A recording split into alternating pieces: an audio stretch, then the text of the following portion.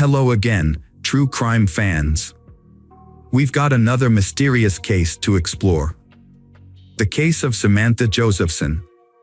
Samantha Josephson was born to Seymour and Marcy Josephson in Princeton, New Jersey, and grew up in Robinsville, New Jersey. She majored in political science at the University of South Carolina. She plans to attend Drexel University School of Law with the goal of specializing in international law. Samantha received a full scholarship to Drexel University and a partial scholarship to Rutgers University, and hopes to pursue a career in international law. Samantha was a member of the Alpha Gamma Delta sorority and had the opportunity to study abroad in Barcelona. While in South Carolina, she also visited Madrid and Paris. Samantha had a boyfriend named Greg. Samantha and Greg communicated regularly through text messages and phone calls every day whenever possible. Even though Samantha was about to enter law school, they still planned to build a future together. Greg planned to move in with her and support her. However, everything changed on Friday, March 29, 2019, when Samantha did not return to her apartment.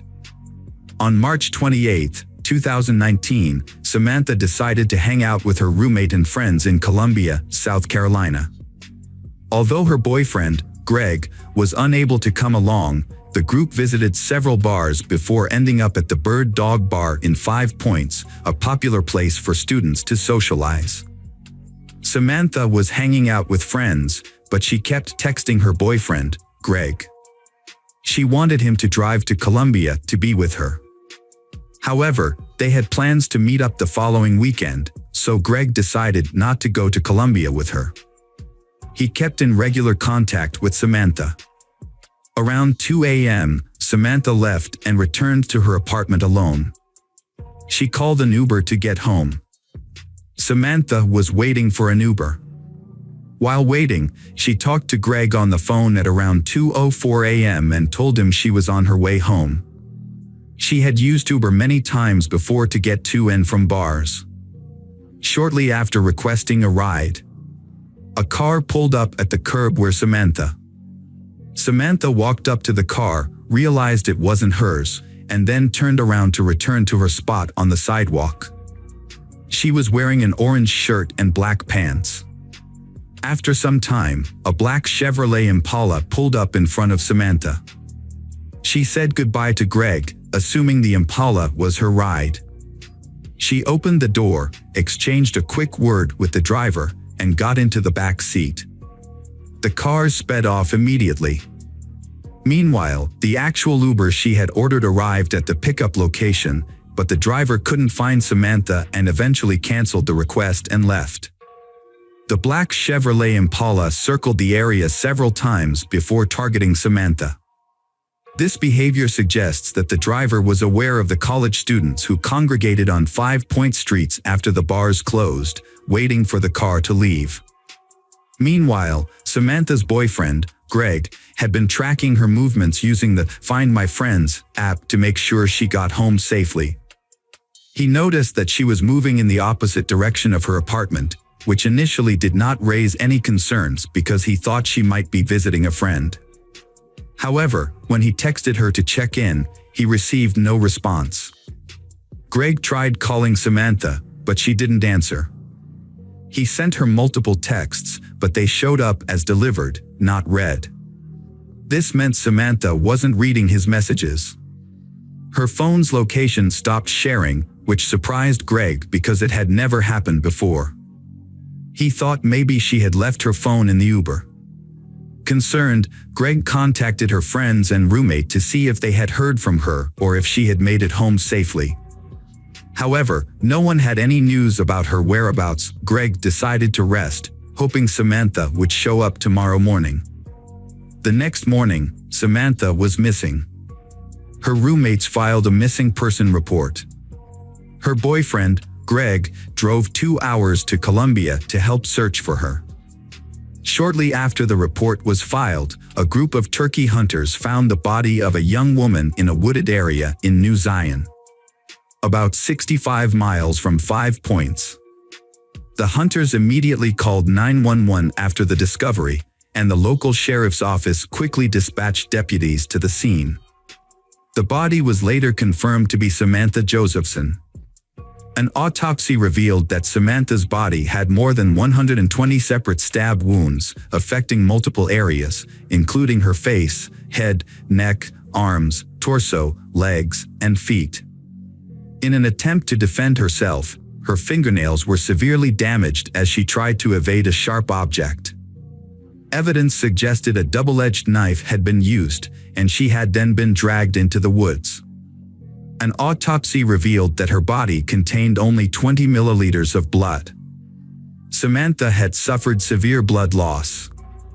Police quickly obtained surveillance footage from the bar the night of the incident, which showed Samantha getting into a black Chevrolet Impala.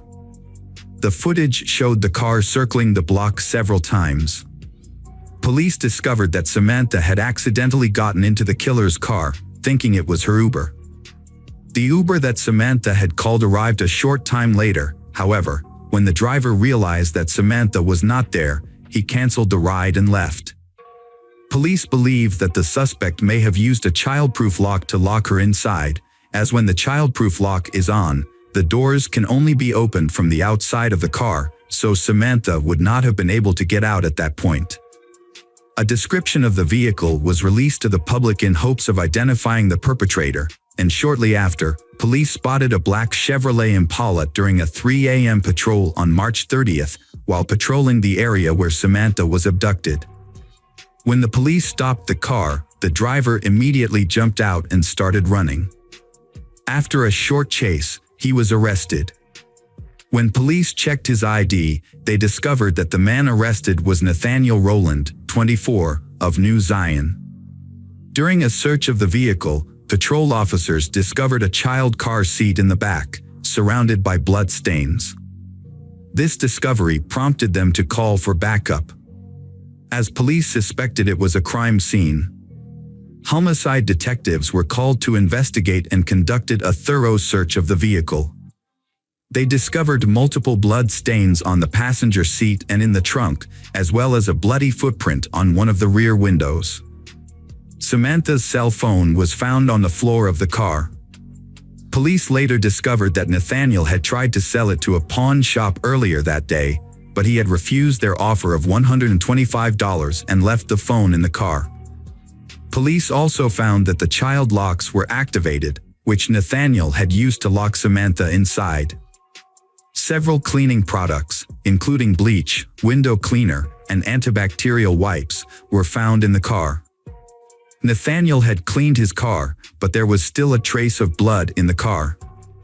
During questioning, Nathaniel repeatedly denied any involvement in the kidnapping and murder of Samantha Josephson, despite the overwhelming evidence against him. He maintained his innocence. Police searching Nathaniel's body discovered traces of Samantha's DNA under his fingernails. However, no DNA from Nathaniel was found on Samantha's body. Police pieced together the evidence and speculated that Samantha was the victim of a sudden and violent attack. The fact that the child-proof locks in the car were still active at the time of Nathaniel's arrest led them to conclude that he must have activated the feature as soon as Samantha got into the car. Nathaniel suddenly stabbed her multiple times with a double-edged knife. Taken by surprise by the brutality of the attack, she struggled to fend off the blows, which explains the multiple stab wounds to her hands and the severe damage to her fingernails. Samantha was attacked by Nathaniel, who scratched Nathaniel's hand, leaving skin cells under her fingernails as evidence. After the attack, Nathaniel drove to a remote road in New Zion and dumped Samantha's body in the nearby woods. Upon returning home, Nathaniel posted on social media, acting as if nothing unusual had happened. Nathaniel's neighborhood is minutes away from where Samantha's body was found. A background check on Nathaniel showed that he attended South Carolina State University in 2017. However, there is no record of him graduating and it is unclear what job he was doing at the time of the incident. Nathaniel was previously arrested for assaulting and robbing a woman in October 2018. Police searched Nathaniel's girlfriend, Maria Howard's apartment in New Zion, where he was living. They found evidence in a trash can behind the apartment, including a sock and towel with blood stains on it, which belonged to Nathaniel. The blood was later determined to be Samantha's.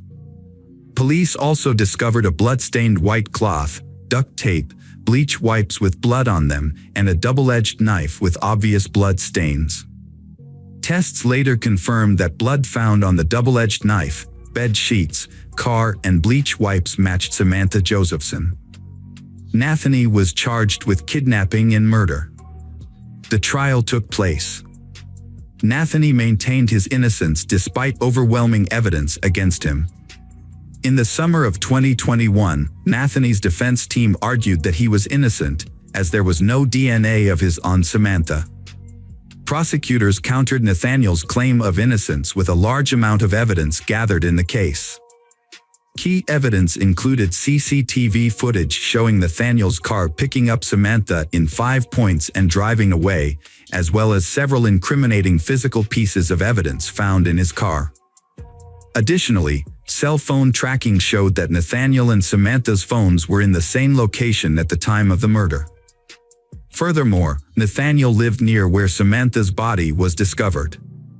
The prosecution presented 31 witnesses, including a person who saw Nathaniel cleaning the murder weapon, the pawn shop owner to whom he tried to sell Samantha's cell phone, and Nathaniel's ex-girlfriend, who claimed that her daughter had blood on her shoes after being in Nathaniel's car.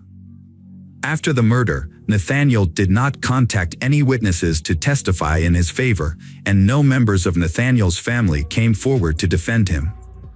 Despite this, Nathaniel maintained his innocence and appealed to the judge. The jury deliberated for only an hour before returning a guilty verdict, and Nathaniel was subsequently sentenced to life in prison without the possibility of parole. Welcome back, detectives. Let's dive into another horrible case. The case of Joseph Saunier. Joseph Saunier was born in 1955 to a respected family of doctors in Shreveport, Louisiana. From a young age, he aspired to follow in his family's footsteps and become a doctor. With exceptional abilities, Joseph earned a Bachelor of Science in Medical Science from the University of Baton Rouge in 1976. He then applied to Louisiana State University in Shreveport and began working at Parkland Hospital in Dallas, Texas. Joseph effectively balanced his university studies and work.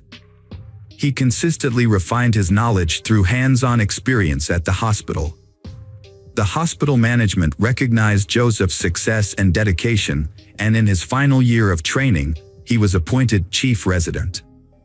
After completing his studies, Joseph chose to specialize in pathologic anatomy and went on to become a pathologist and laboratory director in Leck, Texas. Joseph's life was marked by personal tragedy, including the loss of the woman he loved, Becky. His 27-year marriage, which he considered happy, ended in divorce when his wife fell in love with another man.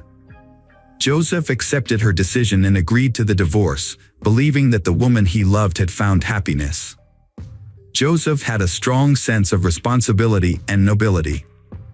After his divorce from Becky, he maintained a warm relationship with her and continued to support their 2 sons. 2 years later, Becky was killed by her new husband. Joseph was shocked by her death. He often thought about their past family life and mourned her loss. Despite his own grief, Joseph remained a source of strength for his family. He took care of the funeral expenses and helped his sons cope with the trauma. His sons later credited his support for helping them overcome their pain. The tragedy had a profound impact on Joseph. He devoted himself to his work and raising his sons. However, the grief finally gave him the motivation to change his life. He decides to start a new chapter in a new city. In 2007, Joseph moved to Leck, Texas, with his sons, where he became the chief pathologist at Covenant Health System.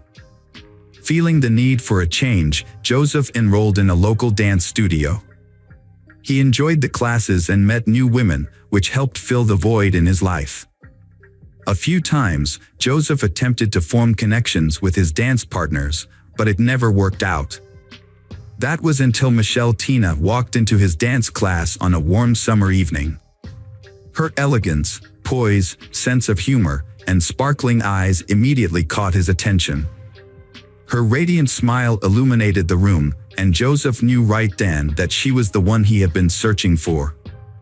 Michelle, too, noticed Joseph's confident and respectful demeanor on the dance floor. As they danced together, the 47-year-old Michelle and 57-year-old Joseph found that they complemented each other perfectly. As they continued to dance together, they grew closer with each passing session. Eventually, Joseph asked Michelle out on a date, and she agreed. This marked the beginning of what seemed like a happy new chapter in both of their lives. Michelle possessed an irresistible charm that had a profound effect on men. Michelle was a classic example of a femme fatale, a woman with an undeniable magnetism that drew attention and sparked passion in those around her. Michelle, like Joseph, is also starting a new life after personal emotional breakdowns.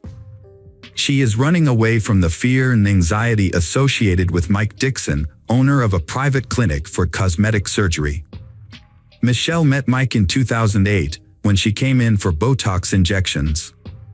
At first, there was just casual social interaction between them, then light flirting followed and they began a romance. Michelle is a successful and free woman. She worked as an executive in the NFL, built a successful career, and didn't lack for anything. Mike, on the other hand, is bound by his marriage. A few months after living a double life, his wife discovered his affair with Michelle and filed for divorce after 20 years of marriage. Mike is so captivated by Michelle that he barely notices that he is losing everything. Mike left his wife for Michelle, even though she never announced she would marry him. When Mike doesn't get the attention he expected, he tries to pressure Michelle, which scares her. Michelle recognized Mike's manipulative behavior and desire to take complete control of her life. This realization caused her to end the relationship. In 2010, Michelle and Mike went their separate ways. However, even after the breakup, Mike continued to pursue Michelle, urging her to return. His obsession exceeds the limit, forcing Michelle to find a way to escape Mike's control. Michelle moved to Lech to start anew, where she met Joseph, a charming and kind-hearted man. They quickly connected, and their relationship blossomed into true love. Joseph's sons and relatives welcomed Michelle with open arms. Joseph spared no expense in giving her gifts, taking her to the most luxurious restaurants and private clubs, and giving her romantic vacations. As Joseph realized he had found his perfect match, he took Michelle to Los Angeles and proposed to her in front of his entire family. Michelle, 47 at the time, was smitten with her new partner and frequently expressed her love for him on social media. However, her ex-lover, Mike Dixon, couldn't help but notice these declarations of love. Mike is furious when he discovers that Michelle has moved away and is planning to marry Joseph. He realized he couldn't win her back but still dared to propose that they rekindle their past relationship, suggesting they become lovers again. Michelle firmly rejected his proposal, refusing to engage in a love triangle, and immediately informed Joseph about Mike's suggestion. After some time, they started to feel like they were being watched. At one point, they even noticed something that looked like a camera flash through the backyard window, but they didn't pay much attention to it, not realizing the seriousness of the problem. The situation got out of control on July 11, 2012, when a gardener came to Joseph's house to discuss a garden renovation project. When the landscaper arrived at the home, he tried to contact Joseph but got no response. He saw an open door and, thinking Joseph might not be able to hear him, went inside. The house was in disarray, and there was a bullet hole near the front door, indicating a possible intruder. The landscaper cautiously went further inside, looking for Joseph. In the garage, he found Joseph lying in a pool of blood on the floor with no signs of life. Joseph's body had stab and gunshot wounds, leading the landscaper to think the perpetrator might be nearby. He immediately left the house and called for help. At 2:48 p.m., the police department received the call and several patrol cars were sent to the scene. When the officers arrived, they found Joseph Sonnier. Medics confirmed that Joseph had died. The incident shocked the public, as it happened in one of the city's safest and most affluent neighborhoods, where crime is extremely rare. Joseph, a respected professional, was known for his calm and kind nature, and it seemed he had no enemies who would want to harm him. Although a window was broken, it was clear that the incident was not a robbery, as nothing was missing from the house. However, a bottle with a hole shot through its bottom was found at the scene, suggesting it was used as a makeshift silencer for a gun. A forensic team arrived soon after to collect evidence, and it appeared that the perpetrator was inexperienced, as they left behind many traces. DNA from the bottle and blood samples were sent to a lab for further analysis. Detectives interviewed neighbors, but none of them reported seeing or hearing anything suspicious. There were no CCTV cameras near the house. According to the investigation, the perpetrator entered through a large window overlooking the backyard, making the attack unexpected. In the dining room, the attacker confronted Joseph and started shooting. It is likely that the wine bottle was used as a silencer at this point. Blood stains in the hallway suggested that Joseph was still alive after being shot. He entered the garage, where the attacker caught up with him and stabbed him multiple times. An autopsy revealed 5 gunshot wounds and 11 stab wounds. The circumstances suggested that the murder was not random, but the identity and motive of the killer remained unknown. The investigation focused on the people closest to the victim. During an interview with law enforcement, the victim's fiancée, Michelle, reported strange things in the months leading up to the murder. She believed Joseph was being stalked. Michelle had seen a stranger lurking outside Joseph's house, watching the door and windows. She also mentioned that Joseph had received persistent calls and texts in the period leading up to his death. Although officers confirmed this information, they initially thought the calls and messages were from other women with whom Joseph was allegedly having relationships, as witnesses claimed he was in contact with multiple women at the time. Investigators questioned Michelle about whether she knew of other women involved with Joseph. Michelle claimed she was unaware of any other women. Joseph's sons also denied the possibility of their father having mistresses, stating that infidelity was not in his character. Despite this, investigators continued to explore a motive of jealousy for the crime. During the subsequent interrogation, Michelle succumbs to the pressure and reveals that she knows several women who may be involved in the crime. According to Michelle, these women are ex-girlfriends who often stalk Joseph. Although he ignored them, they continued to express their displeasure about his upcoming wedding to Michelle. The women in question include a woman from Florida who persisted in contacting Joseph even after he revealed his relationship with Michelle. There was also a nurse, Joseph's colleague, who often called and wrote to him.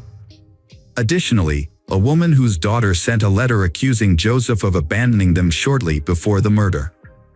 In the same interview, Michelle mentioned Mike Dixon for the first time. She hadn't thought about Mike spying on her and Joseph before, because Mike stopped paying attention to her after she refused to be his lover. Michelle assumed that Mike had accepted her decision to marry Joseph and move on with his own life. The police visited Mike. He cooperated and spoke with the detectives. Mike revealed that he had been deeply in love with Michelle and had even divorced his wife to pursue a future with her. However, after Michelle rejected him, Mike gave up. He started a new relationship with a younger medical student who corroborated his alibi. At the time of the crime, Mike was at work and then spent time with his new girlfriend, which confirmed he couldn't have been involved. The investigation encountered significant obstacles. Every suspect, including Michelle, had a solid alibi, leaving detectives stumped. They searched for enemies of Joseph or individuals who might benefit financially from his death. But no new leads emerged. Unfortunately, forensic analysis does not provide any information about an individual, so police cannot identify the owner of the DNA found at the crime scene. Just as the case seemed hopeless, the police received an unexpected call from Paul Reynolds. Reynolds reported that his roommate, David Shepard, had recently confessed to a murder in Leck and then attempted to take his own life but was saved. According to Reynolds, a neighbor shared specific details about David's crimes with him, including details that only a few detectives knew, such as the use of a glass bottle as a silencer. This new information led police to conclude that Shepard was indeed connected to the crime. The witness came forward claiming that David was not the mastermind behind the crime, but rather a person who was hired by an unknown doctor involved in plastic surgery. Police launched an investigation into the new suspect and discovered that Mike Dixon was the person who hired David. When questioned at the police station, David began to confess and revealed that Mike Dixon had indeed hired him to commit the crime. According to David, he and Mike met at a bar while both were going through difficult breakups and formed a friendship. Mike shared his sadness over his lost love, Michelle, who was now engaged to someone else. He claimed that he couldn't move on and was willing to do whatever it took to win her back. David alleged that the initial plan was to discredit Joseph, Michelle's current partner, in the hopes that Michelle would leave him and return to Mike. However, David claimed that murder was not part of the original plan. First, women were paid $1,000 each to pretend to be Joseph's mistresses and pursue him. Additionally, a letter arrived from a woman claiming Joseph had abandoned her and their child. Joseph consistently denied these allegations, and Michelle believed him. It was later revealed that the camera flash seen by the couple was actually the light from David's cell phone flashlight. David had been driving to their house to create the illusion of surveillance. Funded by Mike Dixon, who covered gas and other expenses. When these tactics failed to break the couple apart, Mike plotted a more extreme solution. He offered David 3 silver bars, valued at around $110,000, to kill the pathologist. David agreed and received one of the bars as a deposit, which he immediately sold at a pawn shop. According to David Shepard, the situation escalated out of control when he went to Joseph's house. He claimed the shooting was unintentional, and that after shooting Joseph, he became afraid and Joseph began to run away. David shouted to check on Joseph but received no response. He then followed Joseph into the garage, where he found Joseph lying still and heard his last breath. David rushed to check Joseph's pulse and confirmed that Joseph was dead. David admitted to stabbing Joseph several times but could not remember the exact number. David also admitted that he considered calling for help using Joseph's phone, but ultimately chose not to. Instead, he put the phone back, mutilated Joseph's body, and then went to Mike's house to get the rest of the gold before attempting to take his own life. According to David, he didn't fully understand what he was getting himself into. When he faced Joseph, he realized he could not continue killing. If it weren't for an accidental gunshot, Joseph might still be alive. Mike Dixon was arrested by the police on the same day and charged with first-degree murder. This was based on testimony from David, as well as a large amount of other evidence that included incriminating phone calls and text messages where Mike made explicit confessions. When Mike Dixon was first interviewed by detectives, they had hoped he would confess to the crime. However, he denied everything and asked for a lawyer, which led to a lawsuit. David Sherd, who had been involved in the crime, made a deal with the prosecutor where he pleaded guilty to his role and gave up his right to appeal the sentence.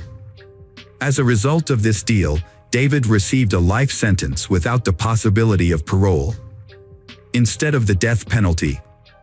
Mike Dixon, on the other hand, maintained that he was not guilty, despite the circumstantial evidence against him.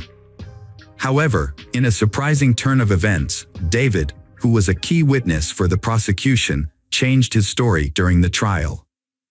Under oath, David claimed that he had committed the crime alone and that Mike Dixon was not involved. He said that the silver bars found at the scene were meant to be used as an investment in a business that the two of them had planned to start. The jury was unable to reach a unanimous verdict, and a retrial was declared.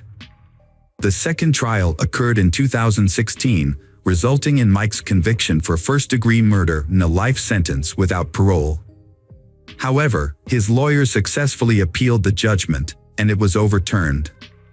Mike was released on $2 million bail, but the case was far from over.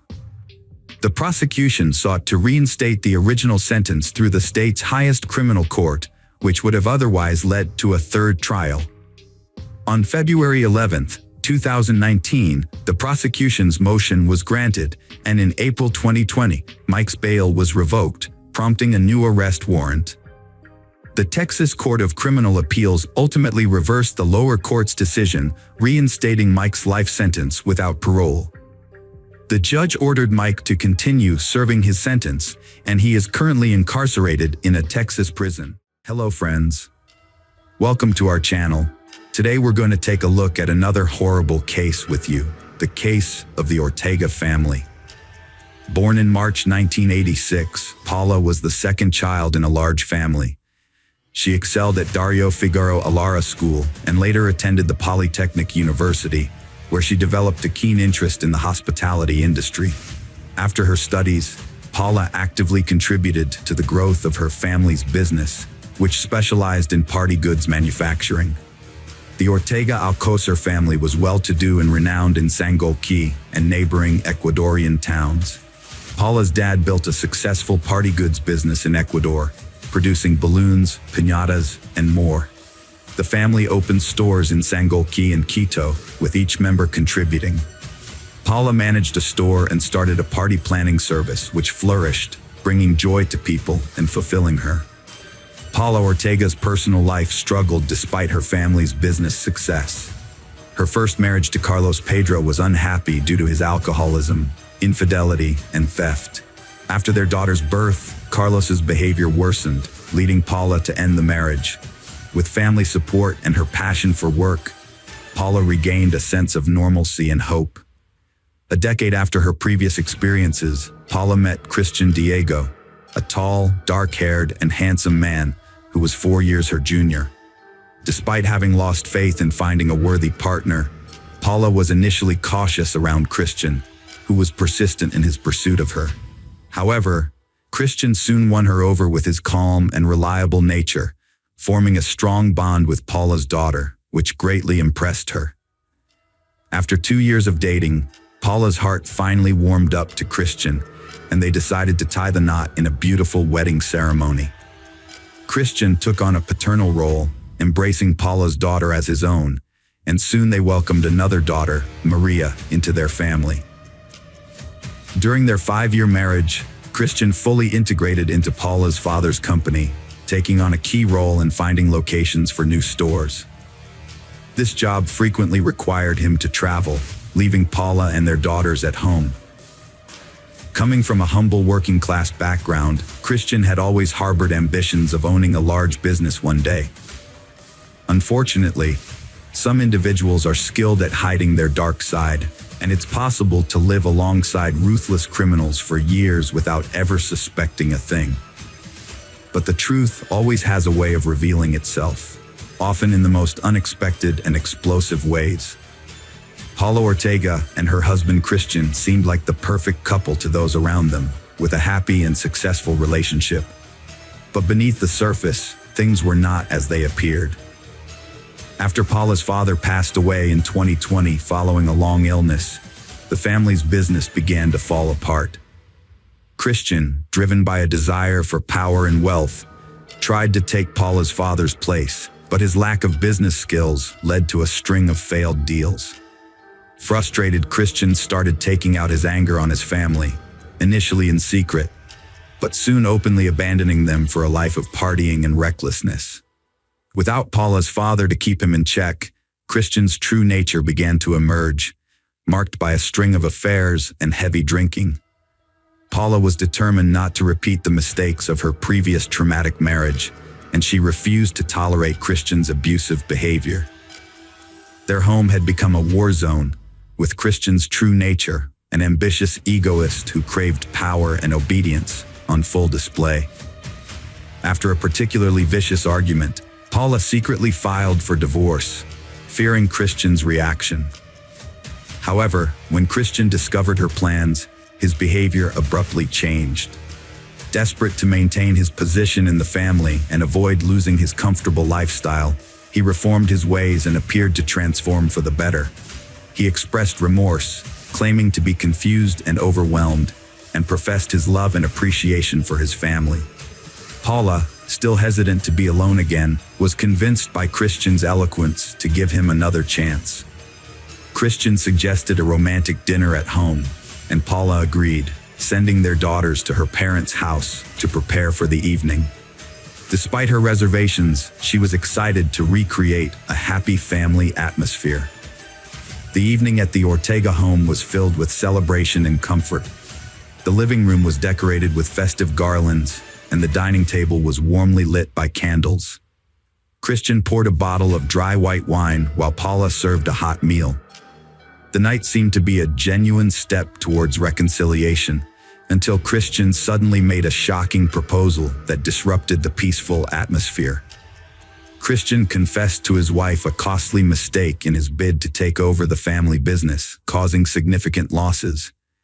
The company now needed a new investor, which would mean giving up part of the firm. Paula refused to consider it, wanting her father's business to stay in the family. Despite his efforts, she wouldn't budge, leaving Christian frustrated and their relationship strained. On January 2, 2023, Paula took her daughter to the playroom before preparing for work at her shop. She had a large order to fulfill, involving balloon fountains and party decorations. During lunch, two slim men in dark hoodies arrived. Paula opened the door, expecting a courier. The men startled her, scanned the shop, and pinned her against the wall. Just as things got tense, a courier knocked on the door, prompting the men to flee. Paula handed over the package, her hands shaking with fear. She closed the shop, then called her mother, her voice trembling as she expressed her fear. Although her mother suggested reporting the incident to the police, Paula declined, attributing her reaction to mere fright, since nothing harmful had occurred. Instead of reopening her shop, Paula spent the day consumed by thoughts of Christian's actions and the identity and motives of the two mysterious men.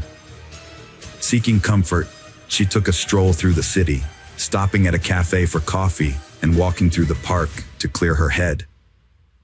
Later, Paula visited her sister, and they had a heart-to-heart conversation over cups of tea, overwhelmed by the day's shocking events. Paula confided in her sister about the scary encounter at her shop, as well as her difficulties in her marriage. She shared how Christian had changed after her father's passing, indulging in alcohol and being openly unfaithful. Although she normally kept her personal struggles to herself, her emotions overpowered her pride and shame, allowing her to open up about the demeaning treatment she had been tolerating. Adriana Ortega, Paula's sister, later recalled that Paula had spoken about her long-term life plans, including her dreams for her daughters to grow up and become professionals. Adriana also remembered that Paula had expressed her intention to continue running her business. According to Adriana, Paula was a selfless and extremely hard-working person. After her emotional talk with her sister, Paula headed home. However, Christian called her, saying he was picking up their daughter from the playroom and would stop by the shop to pick Paula up as well. Their conversation was brief, with kids' voices in the background. Paula didn't get a chance to tell Christian about the scary incident at her shop, especially since she suspected he might be involved. Reluctantly, Paula went back to work, putting her family's needs before her own. Christian arrived alone, explaining that their daughter had wanted to go home and he couldn't resist her. He told Paula that the kids were at home, eagerly waiting for hamburgers, a modern family tradition. Instead of going to the nearest fast food joint, Christian took Paula to the Courtyard restaurant at a nearby shopping center. He parked the car by a secluded wall, locked it securely, and left Paula inside to collect their order. Relaxing in the passenger seat after a long and tiring day, Paula closed her eyes, unaware of the danger that was approaching. Shortly after, she recognized two familiar figures standing near the car, talking loudly and circling the vehicle. She realized they were the same unexpected visitors who had come to her shop earlier. Paula tried to remain calm, trusting that the car was secure and that Christian would return soon. But suddenly, the car's lights flashed and the door locks disengaged. Panicked, Paula scrambled to the back seat, hiding between the seats and covering her head with her arms, but she was trapped with no way to escape. One intruder casually got into the driver's seat, while the other joined him in the back, pinning Paula down even more. She felt something warm trickling down her arm before everything went dark. The attack left Paula with 11 knife wounds to her neck and 2 to her face. The assailants fled the scene, leaving Paula alone and gravely injured. Christian returned just 7 minutes later to a horrific sight. The car's interior was drenched in blood. Frantic, he called emergency services, but struggled to clearly communicate the situation and give the emergency coordinates. He then called Paula's mother to report the attack before driving to the hospital himself. Tragically, Paula succumbed to her injuries in the emergency room, passing away before receiving the necessary medical attention. Christian was overcome with grief and shock after losing his wife Paula, screaming and throwing chairs in the waiting room. The community was stunned, the family devastated, wondering who attacked Paula and why.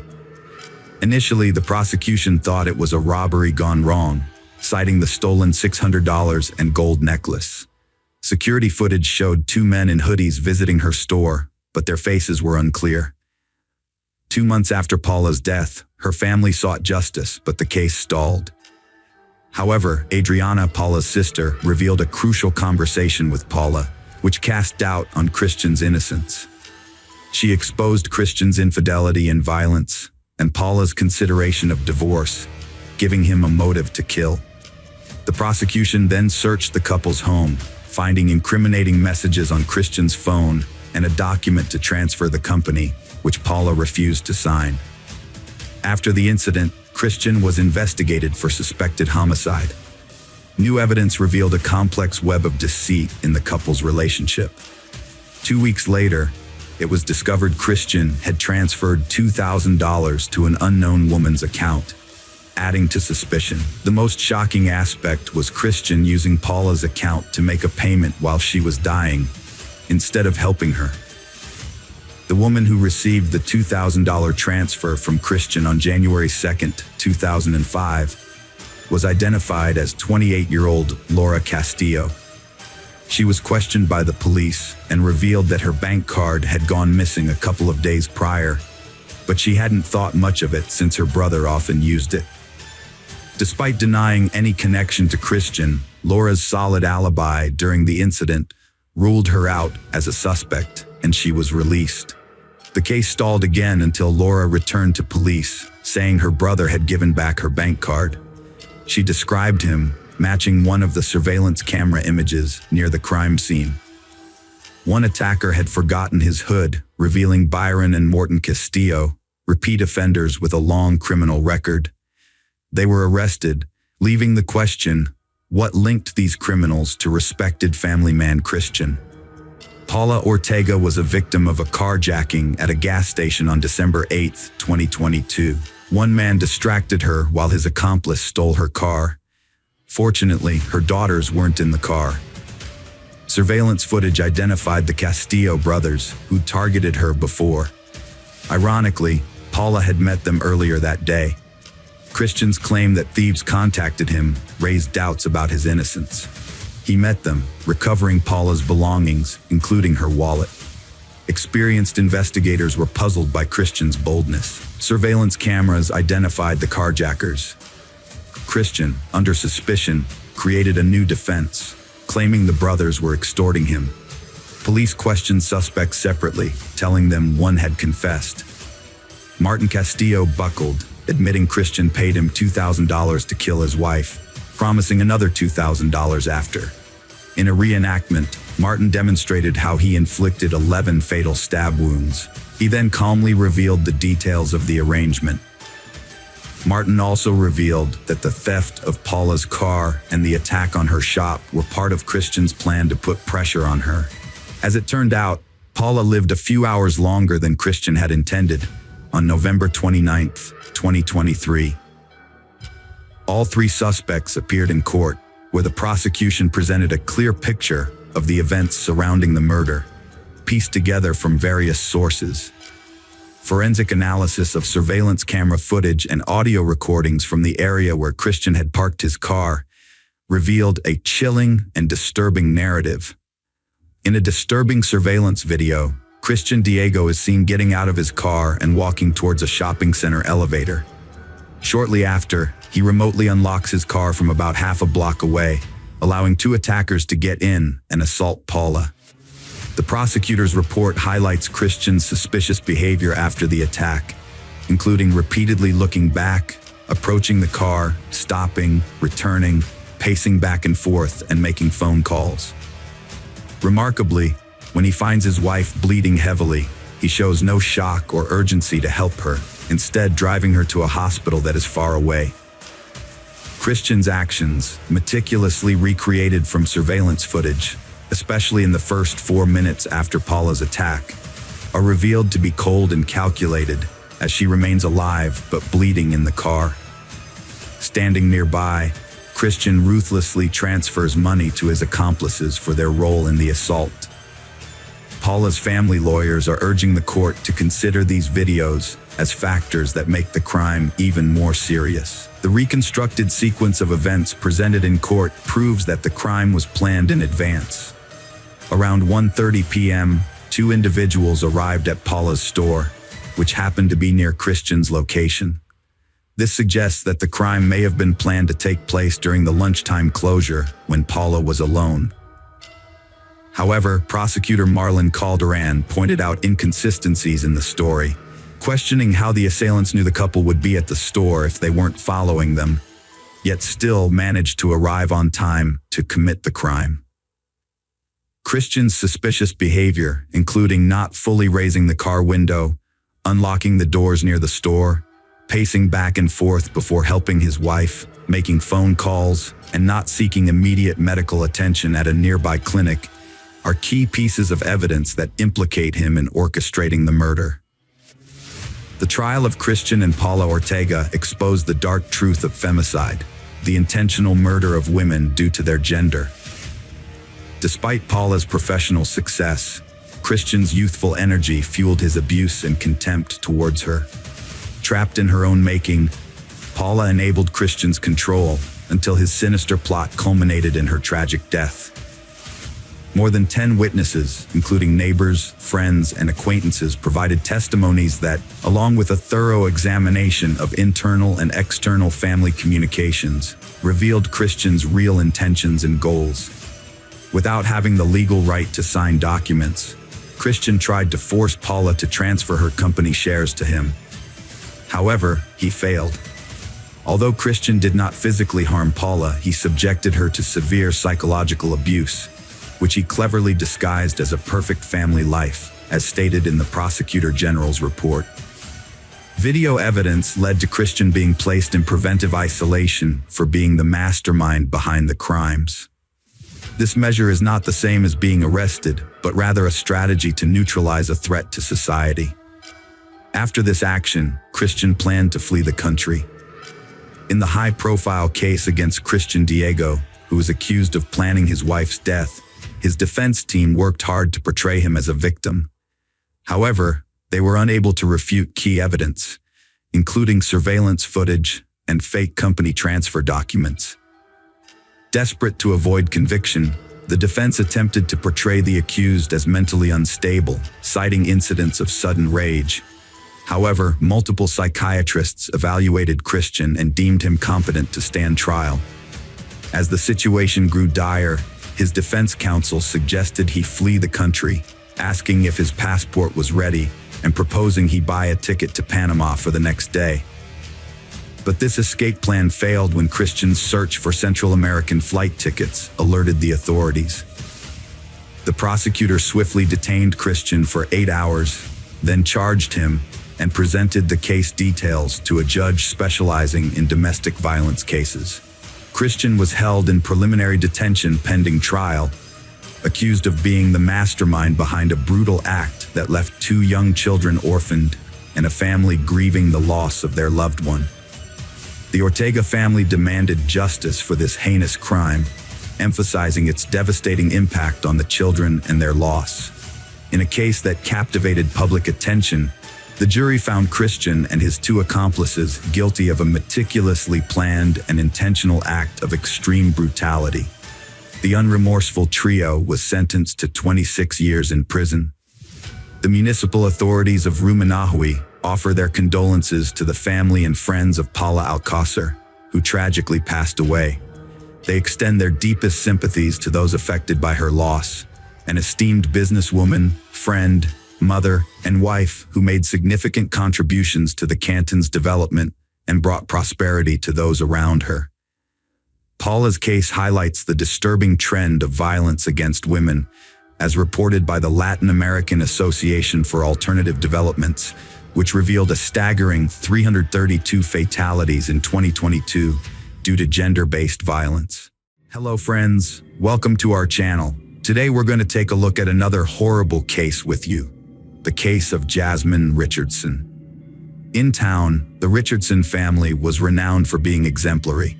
Deborah and Mark, along with their children, 8-year-old Tyler and 12-year-old Jasmine, resided in a beautiful and cozy home.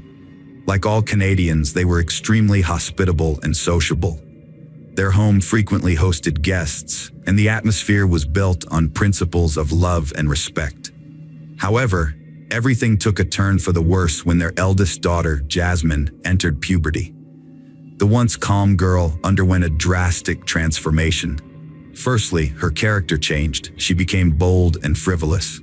Conflicts between her and her parents began to arise, and her academic performance started to decline. Secondly, her preferences in music and clothing drastically changed. She shifted from enjoying modern pop to heavy rock. Bright colors and clothing were replaced by shades of gray and black, and her dressing style became provocative as she sought to appeal to boys, drawing attention to her curves. As a result, her interaction with former friends significantly decreased, and she began to spend more time alone in front of her computer screen. The door to her room was often closed, indicating a shift towards isolation. With the advent of the internet at home, she developed a fascination with Gothic themes, dark poetry, criminal psychology, and human anatomy. Miss Richardson even went so far as to identify as a witch, embracing the Wiccan religion. To explore these interests, she frequented various websites where she found a community of like-minded individuals who shared her passions. Her social media profile greeted visitors with the phrase, "Welcome to my tragic world." At first glance, it seemed like a typical teenage angst, marked by an excessive flair for drama and mysticism. However, she became increasingly withdrawn from her family. On her profile, she had listed a false name and claimed to be 15, as she preferred interacting with older individuals. Her parents attempted to be supportive during this challenging period, suggesting they spend quality time together and find common interests. However, she found these suggestions dull. Jasmine considered her younger brother a nuisance and gradually stopped communicating with him. Yet she could spend hours on end at the computer conversing with strangers. Deborah and Mark recognized that their daughter's current state was a phase. She would mature and gain wisdom. As a result, they were quite permissive of her new interests. One day, Jasmine informed them that she wanted to attend a punk rock band concert. Her parents agreed, unaware of the consequences this outing would have. In early 2006, Jasmine Richardson went to a local youth band concert, following her own pursuits. She knew Jeremy Steinke, he who had been captivating her heart for months, would be there, as he was also drawn to Gothic culture. They had met on a vampire enthusiast's website where they occasionally exchanged messages. Jeremy presented himself as a 30-year-old werewolf craving blood, and to prove it, he wore a vial of blood around his neck, though it was unclear whether the fluid was human or animal in origin. Nonetheless, he clearly considered himself extraordinary, which Jasmine found extremely appealing. After meeting at a concert, the young people's affection for each other continued to grow. Eventually, Stinka worked up the courage to ask her out, and to his delight, she happily agreed. Everything seemed perfect, but there was a major obstacle. Jeremy was 23 years old. The couple was well aware that her parents would not approve of their relationship due to their significant age difference, so they decided to keep it a secret. Furthermore, Jeremy's troubled past would only make matters worse in her parents' eyes. Jeremy grew up in poverty, living with his mother and sister in a trailer. He had a troubled relationship with his mother, who drank excessively and had a string of volatile partners. These partners would often beat him when they were drunk. As a result, by the time he was 13, Jeremy was struggling in school and had developed a fragile mental state. Feeling overwhelmed, Jeremy once attempted to take his own life by hanging himself. Fortunately, he was stopped in time. Afterwards, doctors diagnosed him with depression and hyperactivity. At school, he was bullied, and eventually, he stopped attending classes altogether. As he got older, Jeremy became fascinated with the idea of being immortal and started visiting websites that focused on dark themes. His online profile was filled with topics like pain, self-harm, and bloody violence. Few people knew about Jeremy's secret relationship, except for his close friends, who found it unusual and disturbing. The couple managed to keep their communication private until the Richardsons started monitoring their daughter's excessive internet use. Deborah and Mark were alarmed when they discovered their daughter Jasmine had been chatting with strangers online, which is a concern for any parent. They immediately took away her computer to protect her. What they found out next was even more disturbing. Jasmine had become infatuated with an adult man who seemed to have questionable motives, known by the ominous nickname Soul Eater. This made her relationship with Jeremy officially off limits. Deborah and Mark sought the help of a psychologist to free their daughter from this harmful relationship. They believed that therapy would also improve their relationship with Jasmine. Fortunately, it worked, and Jasmine appeared to be getting back to a normal life, assuring them that the ordeal was behind her. As a sign of trust, they gave her computer back. Unfortunately, this decision would ultimately seal their fate. Saturday, April 22, 2006, Mrs. Richardson was preparing for bed when she heard a noise in the basement. At first, she thought it was just rats, but as she went downstairs and turned on the light, she saw a person wearing a ski mask standing opposite her, staring at her. Startled, Mrs. Richardson let out a loud scream. The stranger rushed towards her, trying to cover her mouth, but she struggled and screamed even louder. Frustrated, he stepped back, pulled out a knife, and stabbed her repeatedly in the chest. Hearing his wife's screams, Mark rushed downstairs, grabbing a screwdriver he had left on the floor earlier that day while fixing an outlet. When he entered the basement, he was met with a horrific scene. His wife lying in a pool of blood, with the attacker standing next to her. Mark immediately attacked the intruder, but was stabbed in the stomach. As the pain subsided and his eyes began to close, Mark quietly asked why. The attacker replied that it was because his daughter had wished it. Meanwhile, upstairs, Tyler was the only one left. He sat frozen on his bed in his pajamas, too scared to move. He heard the footsteps getting closer and closer until the bedroom door creaked open. Jasmine was thrilled that her parents believed she was remorseful, which allowed them to communicate again. She emailed Jeremy as soon as she got internet, telling him that it started with her parents gone and ended with them together. During therapy, a dark plan formed and solidified over time. Stinka found it tempting but insisted on creativity and attention to detail. The couple knew they couldn't be together while the Richardsons were alive. Later, Jasmine's friends remembered how frequently she talked about her parents, specifically how much she was annoyed by them. As a result, they believed she wanted to kill them. However, no one took Jasmine's words seriously. On Saturday, April 22, 2006, Garrett went to his friend Tyler's house across the street. He wanted to play, and the weather was nice despite being quite chilly, as it was still spring that year. When Garrett approached the house, he noticed the blinds were still closed, and no one answered his knock on the door.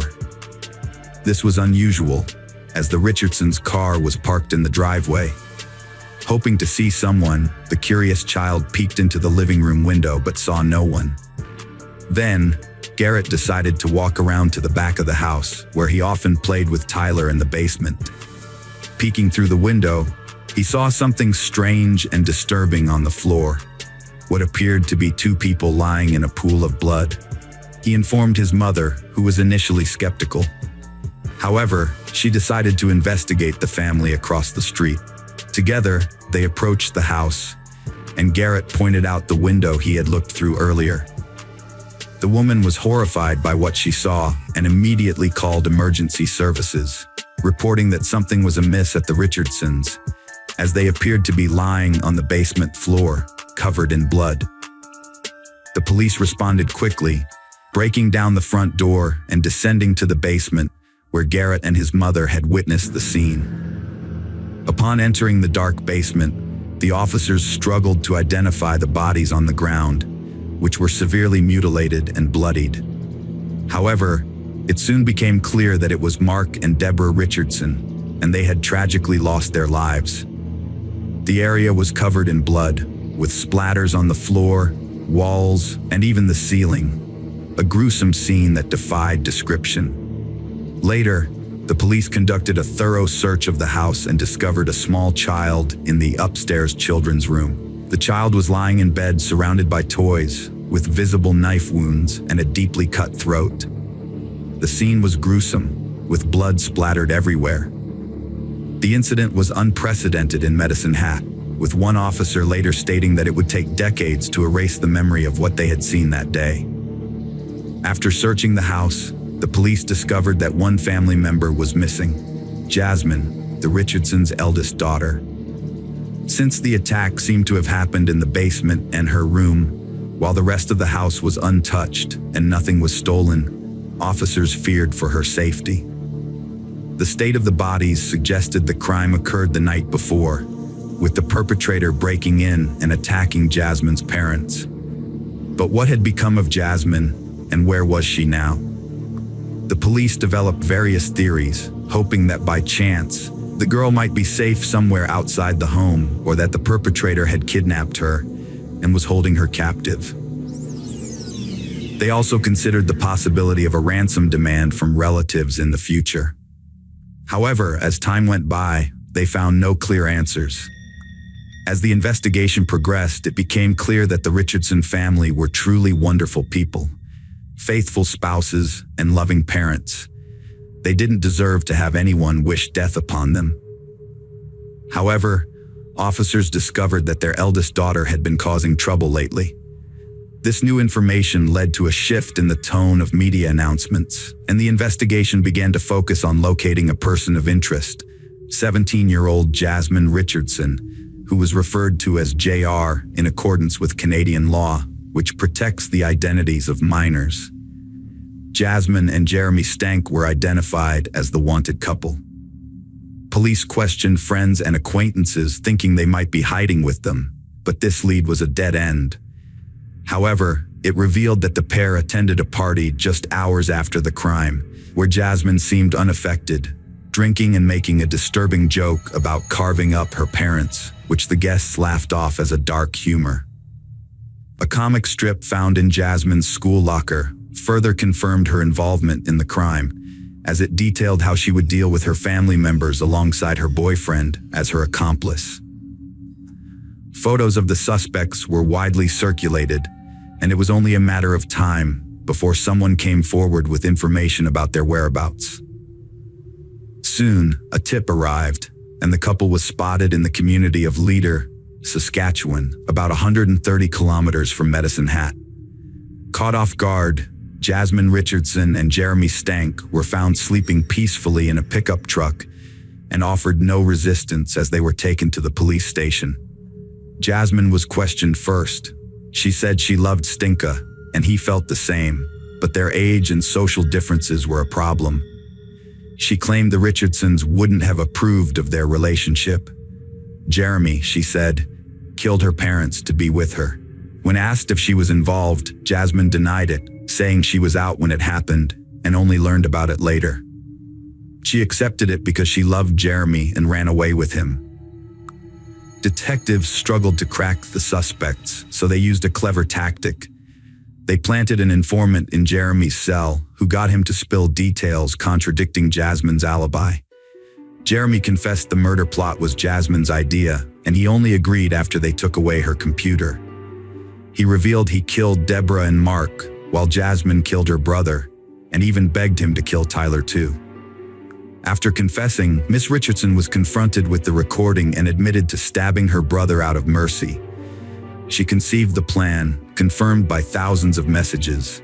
Jasmine supported Jeremy's dark tastes, feeling alienated from society. Fearing loss, he helped realize the idea. He desired violent revenge, inspired by natural-born killers. With sufficient evidence, the suspects were charged with 3 counts of homicide. The detectives constructed a clear picture of the crime by piecing together the confessions of the accused, witness testimony, and other case evidence. Prior to the crime, Jeremy was intoxicated. Jasmine led him into the house and led him to the basement, where he attacked her mother, Deborah. Deborah was the first to die, suffering 12 stab wounds across her body, with the deepest wound piercing her chest and reaching 12 centimeters deep, ultimately striking her heart. Enraged, Jeremy continued his brutal assault on Mark, inflicting 24 wounds, 9 of which were in the back. Like his wife, the family patriarch bled out on the basement floor. Tyler Richardson, Jasmine's younger brother, was the last to die. While Jeremy was dealing with the parents downstairs, Jasmine inflicted 5 stab wounds on Tyler upstairs. After Jeremy finished with the parents, he went upstairs to assist his girlfriend with the child, callously slashing Tyler's throat as if carving a pumpkin. After washing off the blood at home, Jeremy met Jasmine at a predetermined restaurant where they discussed the night's events. From there, they attended a party. Casey Lancaster, a friend of Jeremy's, helped them eliminate evidence and escape to Saskatchewan. The atrocities they committed are almost indescribable. The couple embarked on their killing spree with an unnerving sense of calm, as if driven by some supernatural force. It's astonishing that during interrogations and their time in custody, they showed no signs of remorse or regret for their actions.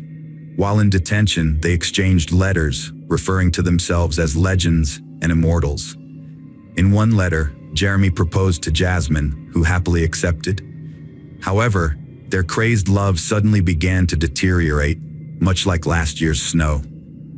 During the trial, they abruptly shifted the blame onto each other. In June 2007, Jasmine Richardson became the first of the 2 to face trial. She entered a not guilty plea, arguing that she was in a trance-like state, unable to intervene while Jeremy killed her family members. Additionally, she claimed that she only inflicted injuries on her younger brother, and it was Jeremy who dealt the fatal blow. Jasmine maintained that her discussions with Jeremy about killing her parents were purely theoretical, but they resonated with him so strongly that he coerced her into turning them into reality. Despite being convicted of 3 counts of homicide, Jasmine Richardson received a 10-year prison sentence, thanks to Canada's juvenile criminal justice law, which stipulates that individuals under 14 cannot be imprisoned for more than 10 years. The sentence prioritized rehabilitating and restoring Jasmine's mental state over punishing her. In 2008, Jeremy Steinke's trial began. He claimed that he never initially intended to kill his girlfriend's parents. However, when discovered in the basement, he felt compelled to attack. Jeremy alleged that he did not harm Tyler, implying that Jasmine was responsible, while he merely observed from the doorway. The defense claimed that Jasmine had deliberately seduced Jeremy, hoping he would rescue her from her parents' strict control. Friends testified that Jeremy had confided in them about his plan, saying he was desperate to keep Jasmine and would do anything to prevent losing her. The lawyers also requested that the charges be downgraded to manslaughter, arguing that Jeremy was under the influence of drugs at the time of the incident. During questioning by the prosecution, Jeremy's inconsistencies were exposed when he was asked why he had committed the crime. He responded, "When you find your soulmate, you'll do whatever it takes for them." Throughout the trial, Jeremy remained unemotional, but he broke down in tears when his mother, Jacqueline May, took the stand in his defense. She acknowledged feeling guilty about her role in his upbringing, which had been marked by physical abuse, beatings, and rejection by her partners. Jeremy was convicted of 3 counts of first-degree murder and received 3 life sentences. He will not be eligible for parole until at least 25 years later, in 2033. The charge of being an accessory to the crime against Casey Lancaster was dropped in a Medicine Hat court. Casey Lancaster was found guilty of obstructing justice, sentenced to 1 year of house arrest, and ordered to abstain from drugs and alcohol. Jeremy Stank renamed himself Jackson May while in custody. Jasmine Richardson received a 10-year sentence, including 4 years in a psychiatric facility, where she was diagnosed with conduct and oppositional defiant disorders. Later, under community supervision, she showed genuine remorse. Released in 2016, Richardson now lives in Canada under an assumed name, sparking debate about her second chance. Hello friends, welcome to our channel. Today we're going to take a look at another horrible case with you. The case of Anna Walsh. Anna Luic, later known as Anna O'Neill, was born on April 18, 1983 in Belgrade, Serbia. She grew up in a cultured family with her younger sister. At the 5th Belgrade Gymnasium, Anna excelled as a standout student. She then attended Belgrade Research University, the most historic and expansive university in Serbia. Anna pursued foreign languages, earning a master's degree in French language and literature at 22. With her diploma, Anna sought a new chapter in the United States, fully supported by her family. In 2005, she settled in the U.S., aiming to further her education in hospitality management. She took administrative roles at prestigious hotels, including the Inn at Little Washington in Virginia. Anna's warm approach, sense of duty, and conflict resolution skills quickly earned her respect from peers and supervisors. Multilingual and charming, she formed connections easily. Beloved by colleagues and friends, Anna seized every chance to shine. She became a U.S. citizen, retaining her Serbian nationality, and enjoyed a high income, investing in property and a car. Her travels further broadened her horizons, and her career flourished, leading to a promotion to senior manager. Anna's captivating qualities, including her intelligence, beauty, slender physique, and radiant smile, drew in numerous admirers. While working at the Wheatley Hotel in Lenox, Massachusetts, she met and fell in love with Marcus O'Neill, the hotel's head chef. Their romance ultimately led to their marriage in 2009, at which point Anna took her husband's last name. Born in July 1975 in Boston, Massachusetts, Brian Paul Walsh came from a prominent, wealthy, and respected family. As a young man, he would frequently borrow money from friends, only to fail to repay them.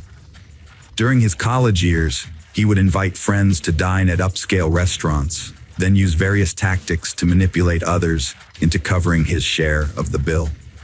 Brian was estranged from his father, Dr. Thomas Walsh, for many years until the elder's death in 2018.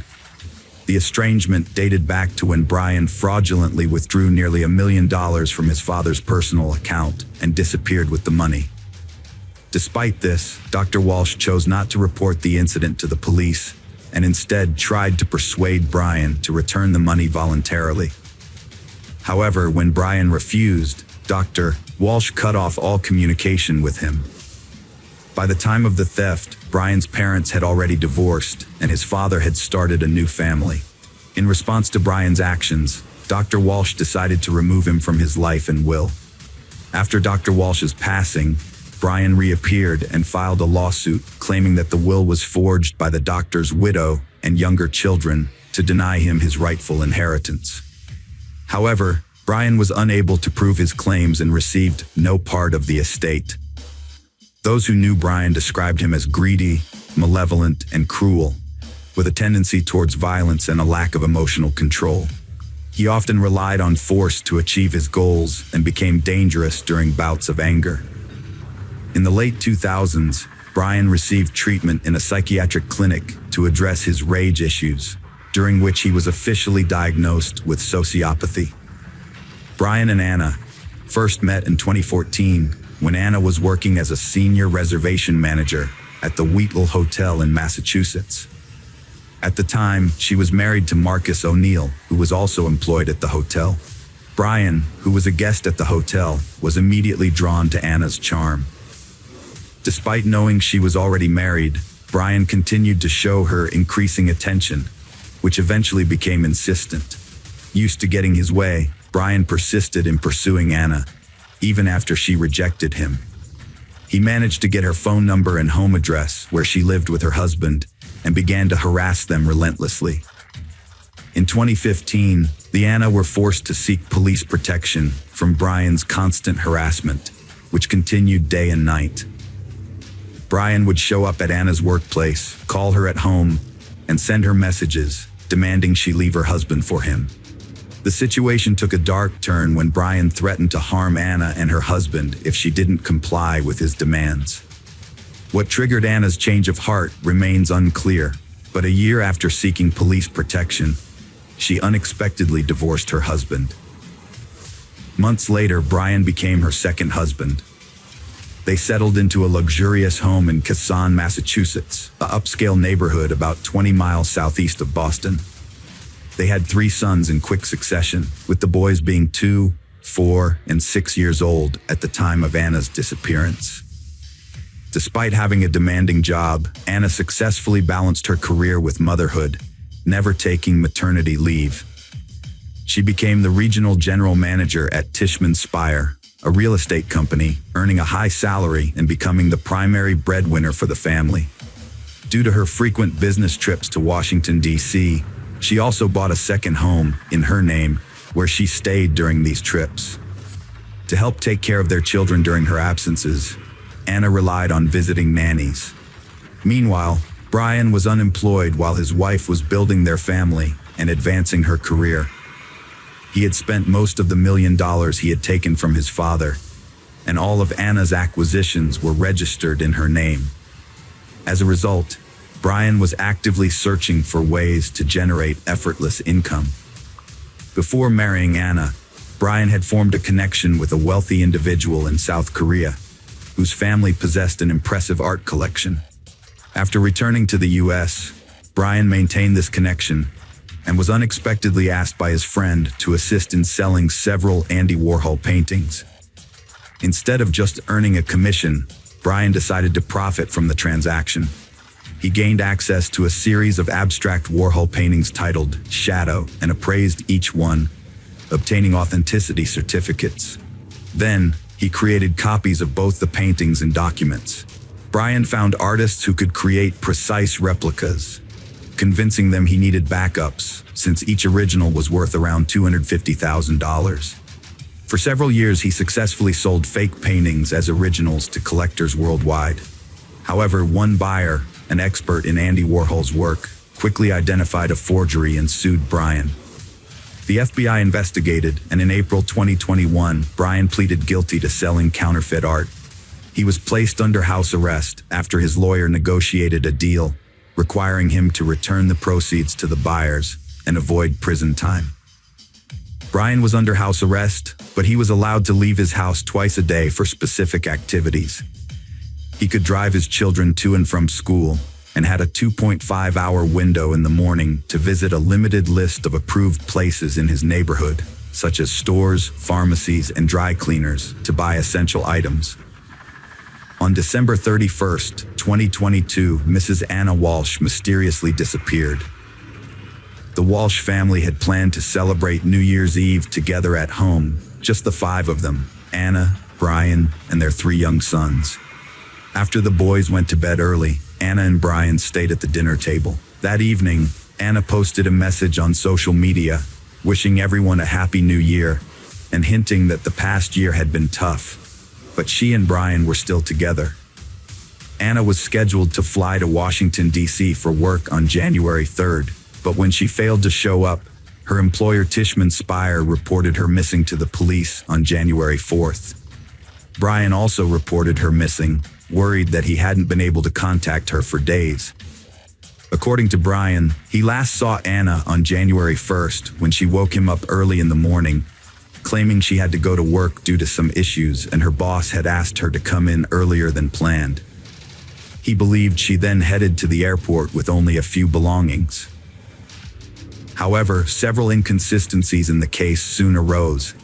For instance, Anna had not bought, changed, or reserved a flight ticket for January 1st, and she had not canceled her scheduled flight for January 3rd. Additionally, she was not seen at the airport on either January 1st or 3rd. Furthermore, it was unclear how she left the house since her personal car was still in the garage and she had not called a taxi. Brian's suggestion that she might have hitchhiked was not convincing. Brian's statements and behavior sparked numerous questions. His explanations were contradictory, and he didn't appear particularly concerned about the unfolding events. Despite being unable to contact the mother of his children for over 3 days, he only reported her missing on the 4th day, and only after her workplace called. From the start, Mr. Walsh was considered a prime suspect, yet law enforcement didn't have enough evidence to arrest him or obtain a warrant to search their family home. They conducted a limited inspection with the homeowner's permission, but it didn't yield any results. Brian claimed to have led a normal life during those 3 days, visiting usual stores and doing household chores. However, verifying his claims was challenging, as he often left the house without his phone, which he alleged was frequently taken by his older children to play games without his permission.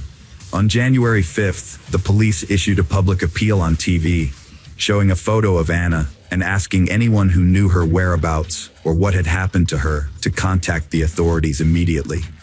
However, no one came forward with any information.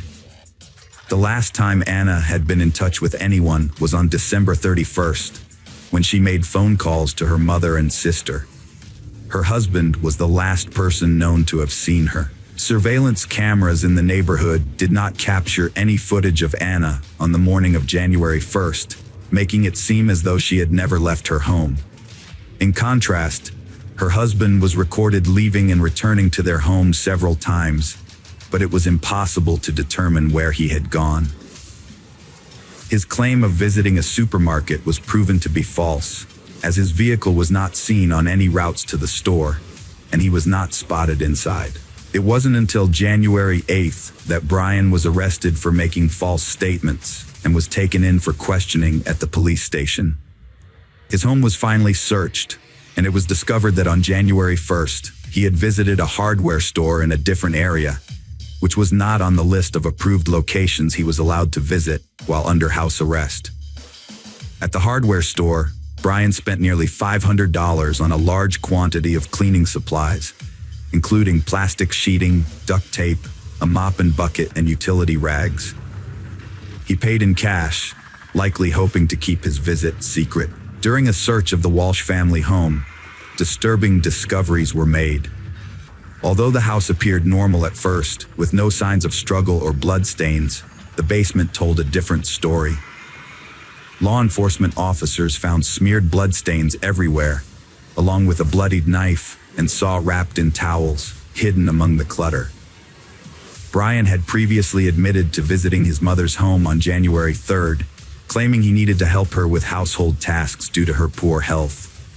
However, after the grim discoveries in the basement, police suspected that Walsh may have disposed of evidence or parts of his deceased wife's body on his way there. They inspected trash bins in the area where the couple lived, as well as along the road to his mother's house, and found a kitchen hatchet with dried blood and several blood-stained towels, similar to those found in the Walsh basement. Forensic analysis confirmed that the blood in the basement on the towels, knife, hatchet, and saw belonged to Anna, confirming her death. The seized laptop and tablet revealed a disturbing search history. Weeks prior to his wife's disappearance, Brian had been actively searching online for information on the most favorable states for divorce in terms of property division. He also looked into whether he could claim the second home in Washington, D.C., which was owned by Anna and registered solely in her name, suggesting a possible motive for the crime. One of the earliest searches, made around 4 a.m. on January 1st, was about how long it takes for a body to decompose. This was followed by nearly 24 searches on how to dispose of a body, including how to clean up blood traces, how to dismember a body, and whether a body could be identified if the teeth were removed. He also searched for information on how long DNA traces last and whether a person could be charged with a crime if the body was never found. All of these searches were conducted on his young child's tablet. By January 3rd, Brian's searches had shifted to inheritance, as he looked into how and when someone can inherit the property of a person who has disappeared. This suggests that he was confident he would avoid punishment and was preparing to claim the inheritance. On January 18th, Brian was officially accused of murdering his wife, even though her body or remains had not been discovered. Prosecutors allege that on New Year's Day, Brian intentionally or accidentally killed his wife, then decided to get rid of her body by dismembering it in their home's basement. He allegedly put the body parts in plastic bags and threw them away in trash cans located in different areas of the city. The area surrounding the Walsh home, as well as nearby empty lands, wooded areas, and bodies of water, were extensively searched for evidence, but nothing was found. The defendant, Brian Walsh, has pleaded not guilty and is refusing to reveal what happened to Anna's body. Recently, Anna had been unhappy and was considering divorcing her husband, which she mentioned several times during phone calls with her mother and sister the day before she vanished. However, her mother did not take Anna's threats seriously and decided to put off her visit. The trial is ongoing, and Brian is being held at the Norfolk Correctional Facility as he awaits his next court date. Anna's mother is following the investigation from her home in Serbia and has not traveled to the United States. The Serbian Ministry of Foreign Affairs has contacted the New York Consulate, which is in touch with the Norfolk District Attorney's Office to ensure Anna's mother is kept informed about the investigation and hearings. Brian and Anna's 3 sons are now in state custody because none of Brian's family members are willing to care for them. They cite Anna's mother's age and poor health, and her sister, who lives in Canada, has also declined to take in her nephews. The only person willing to take the boys in is Pamela Bond, a close friend of Anna's, who prefers this to them being separated and placed in different foster homes. Hello friends, welcome to our channel. Today we're going to take a look at another horrible case with you. The case of Shanynthia Gardner. Shanynthia Gardner was born in Memphis, Tennessee in the late 1980s. Shaninthia's childhood was relatively ordinary. She was a beautiful, slender, curly-haired brunette with a talent for music and a creative spirit. She had a gift for composing songs and singing, which earned her local recognition and fame. Her love for music was just one of her passions. In addition to singing, Shanynthia enjoyed fashion and photography. She was a natural in front of the camera and had an artistic eye for capturing everyday moments. Despite her many creative pursuits, Shanynthia was also devoted to charity and her faith. She regularly attended church and prioritized her family's needs. Her life seemed to be on a promising path, filled with potential and possibilities. Shanynthia was 14 years old when she met Dur Clayton through mutual friends. They quickly discovered common interests and became friends. As they grew older and graduated from high school, their friendship evolved into a romantic relationship. They were perceived as a serious and stable young couple, but had some minor run-ins with the law, including traffic violations and disorderly conduct. In 2008, Durr faced a serious accusation of assaulting a woman, although it was allegedly unintentional. Fortunately for him, the charges were eventually dropped. That same year, Shanynthia and Durr began living together, and they had a son. Shanynthia took on a caring motherly role not only to their son but also to Durr's 2 children from a previous relationship. Sonia Clayton, Durr's mother, considered Shanynthia a part of their family, not just she her son loved. Shaninthia's devotion to her children made her special in Sonia's eyes. Although the relationship between Shanynthia and Durr was short-lived, they maintained some contact after the breakup. In Sonia's opinion, Shanynthia remained a good partner and caring mother to Durr. Shaninthia's marriage to Martin Gardner marked a new chapter in her life. He brought joy and stability, and she won him over with her kindness and love for children. To Martin, Shanynthia embodied feminine tenderness and wisdom. Shanynthia and Martin's life together progressed quickly. In September 2013, they moved into an apartment in southeast Shelby County and started their life together. After their wedding, they welcomed their first child, Talon. The following year, Saya was born, and soon after, 2 more girls, Savi and Yazzie, joined the family. In total, Martin and Shanynthia had 4 children together, in addition to Shaninthia's child from a previous relationship. For the young mom, her children were always the top priority. She enjoyed her part-time work at the Children's Hospital and was also actively involved in a center that raised funds to support children in need. Helping others was her true calling, and she dedicated her life to it with gratitude. Friday, July 1st, 2016, began like any other ordinary day. At around noon, Shanynthia was speaking with her husband, Martin, over the phone. Her voice remained calm, as it typically was. She told her husband she was going to watch a movie with the kids, giving no indication that anything was amiss on this ordinary day. However, during a quiet conversation between the spouses, a sudden and inexplicable madness took hold of Shanynthia. She grabbed a kitchen knife and entered the living room, where she attacked her 6-month-old daughter, Yazzie. The defenseless baby was caught off guard and her life was brutally cut short by the person she trusted most. The eldest child, at just 7 years old, witnessed this horrific scene unfold before his eyes, unable to fully comprehend the tragedy. Panicked and desperate, he fled the house. Shanynthia pursued him, still armed with the knife, intent on continuing her rampage. She chased after Durr, but his terrified screams caught the attention of the neighbors.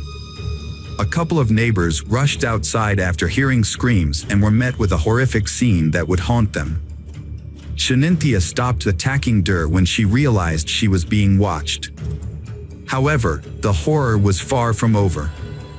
Chania went back inside the house, where her children, Savi and Talon, were waiting. In a state of distress, she went upstairs to the bedroom where the younger children were, marking the end of their innocent lives. The witnesses quickly called emergency services, requesting help for Durr and his siblings. At that moment, no one could have predicted the tragic outcome that awaited the quiet neighborhood. When the sheriff's personnel arrived, they were confronted with a gruesome scene. Inside the house, they found 4 lifeless children, covered in blood. The sight was shocking. Shanynthia calmly called her husband, Martin, and confessed to killing their children. The house was now filled with blood and horror. The investigators had obtained a bloody knife. Chaplains and specialists were called in to provide support to Durr, who had endured unimaginable trauma and required immediate attention. The sheriff's department launched a major operation, cordoning off the apartment complex, including the golf area and country club. Shanynthia was taken into custody without bail, and her trial was swiftly scheduled for July 5th. Despite the heinous nature of her crimes, Shanynthia was still a mother and partner, someone who had once nurtured love, care, and joy. A friend of Shanynthia, Michelle Jaiman, actively defended Shanynthia on social media, countering the unjust accusations and emphasizing a key factor: postpartum depression. The case sparked discussions, with Dr. Joel Rissman, a psychiatrist at the University of Tennessee Medical Center, noting that mothers killing their children is rare and often linked to mental health problems. Dr. Rissman also highlighted the state's insufficient mental health funding, which frequently leaves families without vital support. Dr. Diane Barnes, a specialist in psychology and postpartum health, clarified the distinction between postpartum depression and postpartum psychosis. She emphasized that these are two separate conditions with distinct symptoms. Although the exact nature of Shaninthia's condition required further examination, Dr. Barnes expressed skepticism that a woman experiencing postpartum depression would commit such acts, instead suggesting psychosis as a more plausible explanation. Dur's father did not believe Shaninthia was guilty. Although he was not his son's guardian, he was able to visit him after his relationship with Shaninthia ended, but this stopped in November 2014. He noticed Shaninthia becoming more radical and controlling. His attempts to contact his son were unsuccessful, and he was excluded from his life. Those close to Shaninthia noticed a significant change in her. She began experiencing discomfort, which turned into anxiety, paranoia, and panic attacks. Her behavior became unpredictable, and some suspected postpartum depression. This was a shock, as Shaninthia was seen as strong and dependable. She had always been in control, but now seemed to be struggling. Shaninthia's sudden change in behavior in March 2015 left many people baffled. At first, her friends and family couldn't understand what was happening. One day, she left work early, picked up her children, and drove them down an unfamiliar road, away from their home. Her husband, Martin, thought she was just going for a walk in a park, which was a normal part of her daily routine, so he wasn't immediately concerned. However, as the hours went by, Shaninthia never came home, which worried Martin greatly. He decided to alert the authorities to look out for his wife, who was driving with their 5 children. Shaninthia drove over 74 miles east, from Memphis to Corinth, but it's unclear why she chose that destination, as she didn't know anyone there. She was later found in the emergency room of St. Francis Hospital, but the police didn't explain how she ended up there. Shaninthia had superficial cuts on her neck and one wrist. If she had attempted to harm herself, her children were the only witnesses, but they were too young to understand what was happening. Eventually, the authorities brought Shaninthia home. However, her behavior became even more unusual after that. She told Martin that someone was threatening her and their family, which shocked him, as she provided no details about the supposed threat or who was behind it. There had been no previous incidents of this kind. When Shaninthia was with family and friends, she began complaining about her job and workload, claiming it made her feel terrible. She soon started saying that some co-workers wanted to harm her. Despite these strange claims, Shaninthia showed no signs of being violent or abusive towards her children or others. The investigation into Shaninthia Gardner's case proved to be a challenging process. Craig Morton, her defense attorney, opted not to discuss the case with the media in its initial stages, deeming it premature for such comments. During the court hearing on July 5, 2016, Shaninthia remained silent, appearing via video link. Despite being questioned by Judge Lambert, she refrained from speaking. Following the trial, Shaninthia was transferred to the Mental Health Institute. Her relatives attended the courthouse but chose not to speak with reporters. Meanwhile, Morton's attorney and prosecutor Jennifer Nichols intended to file a motion to preserve evidence, including information obtained from social media. January 2017 saw Shaninthia formally charged with 4 counts: aggravated child abuse, aggravated murder with a deadly weapon, another count of aggravated child abuse, and child neglect. The investigation into the mysterious and gruesome events continued, leaving the community seeking justice and answers to numerous questions. During the hearing, loved ones of Shanynthia testified about the events of that fateful day.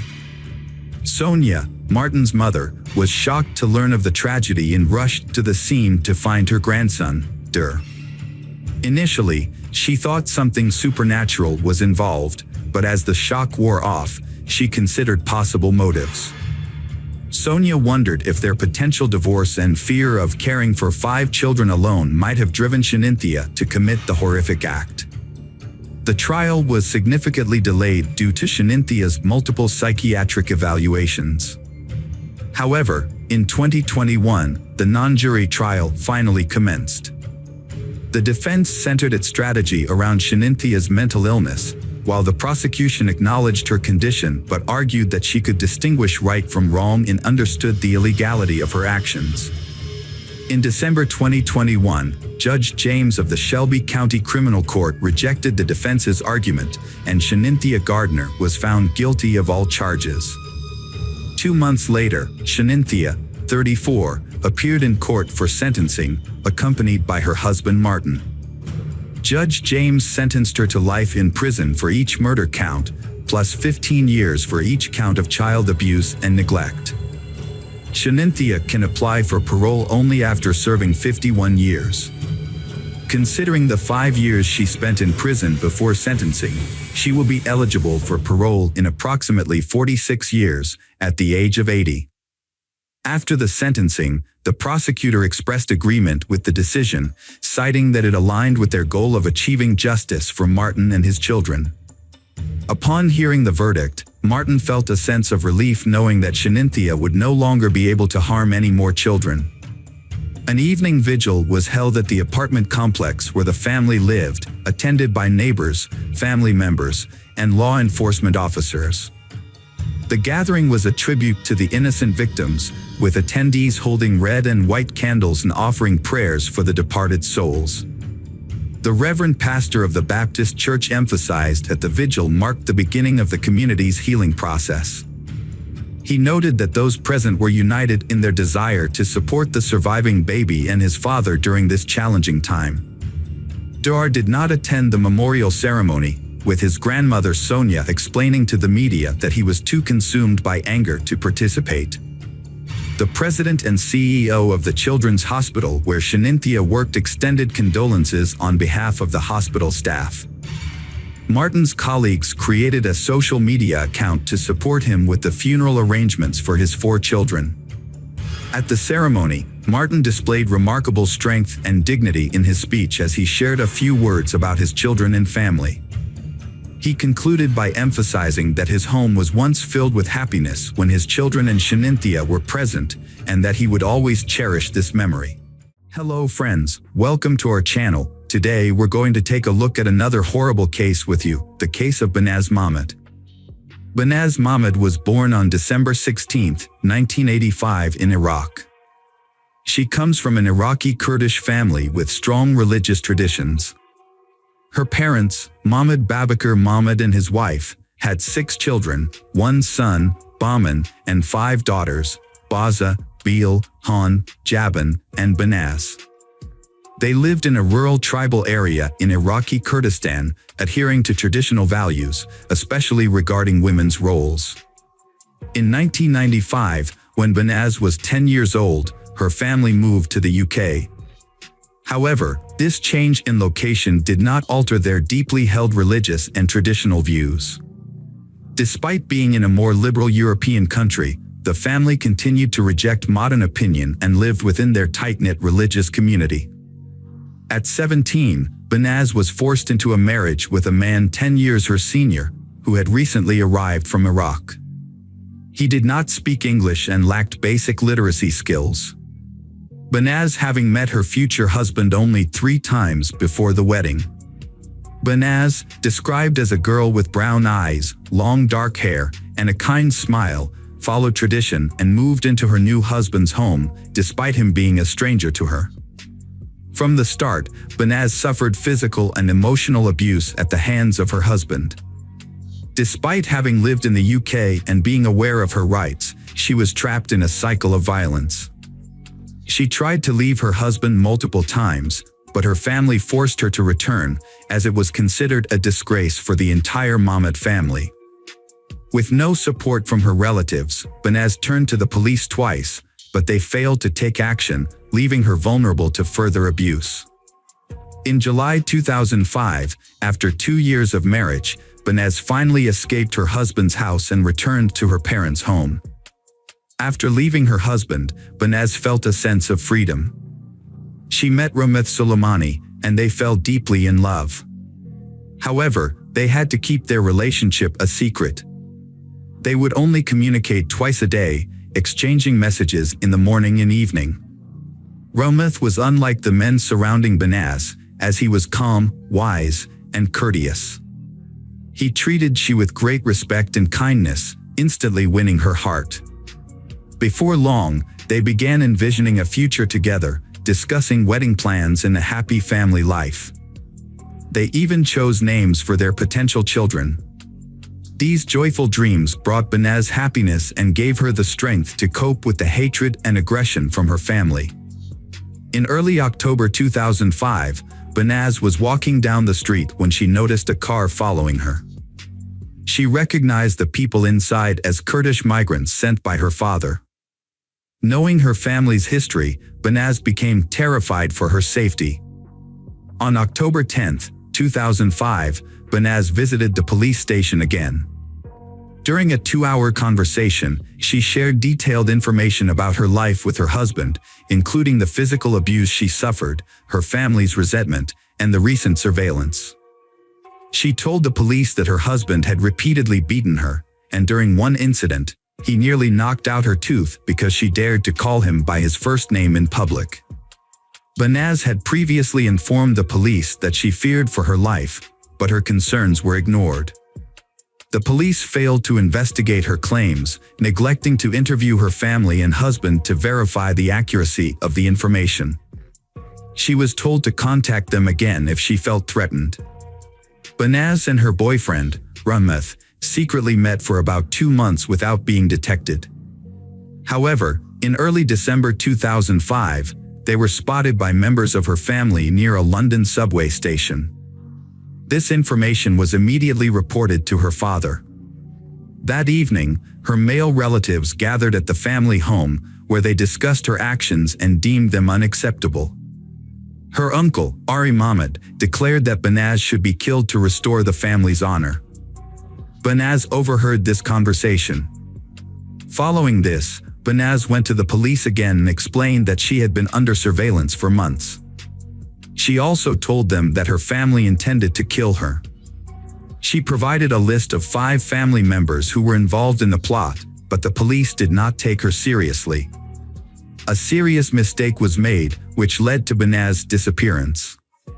To uncover her fate, investigators must untangle a complicated network of lies, violence, and disregard for the truth.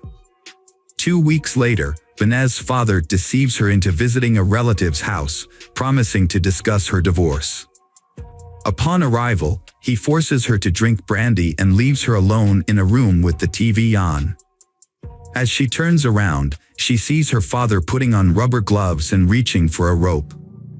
Realizing her life is in danger, Banaz rushes to the front door, but it's locked. To escape, she breaks a window, cutting her hands on the shards.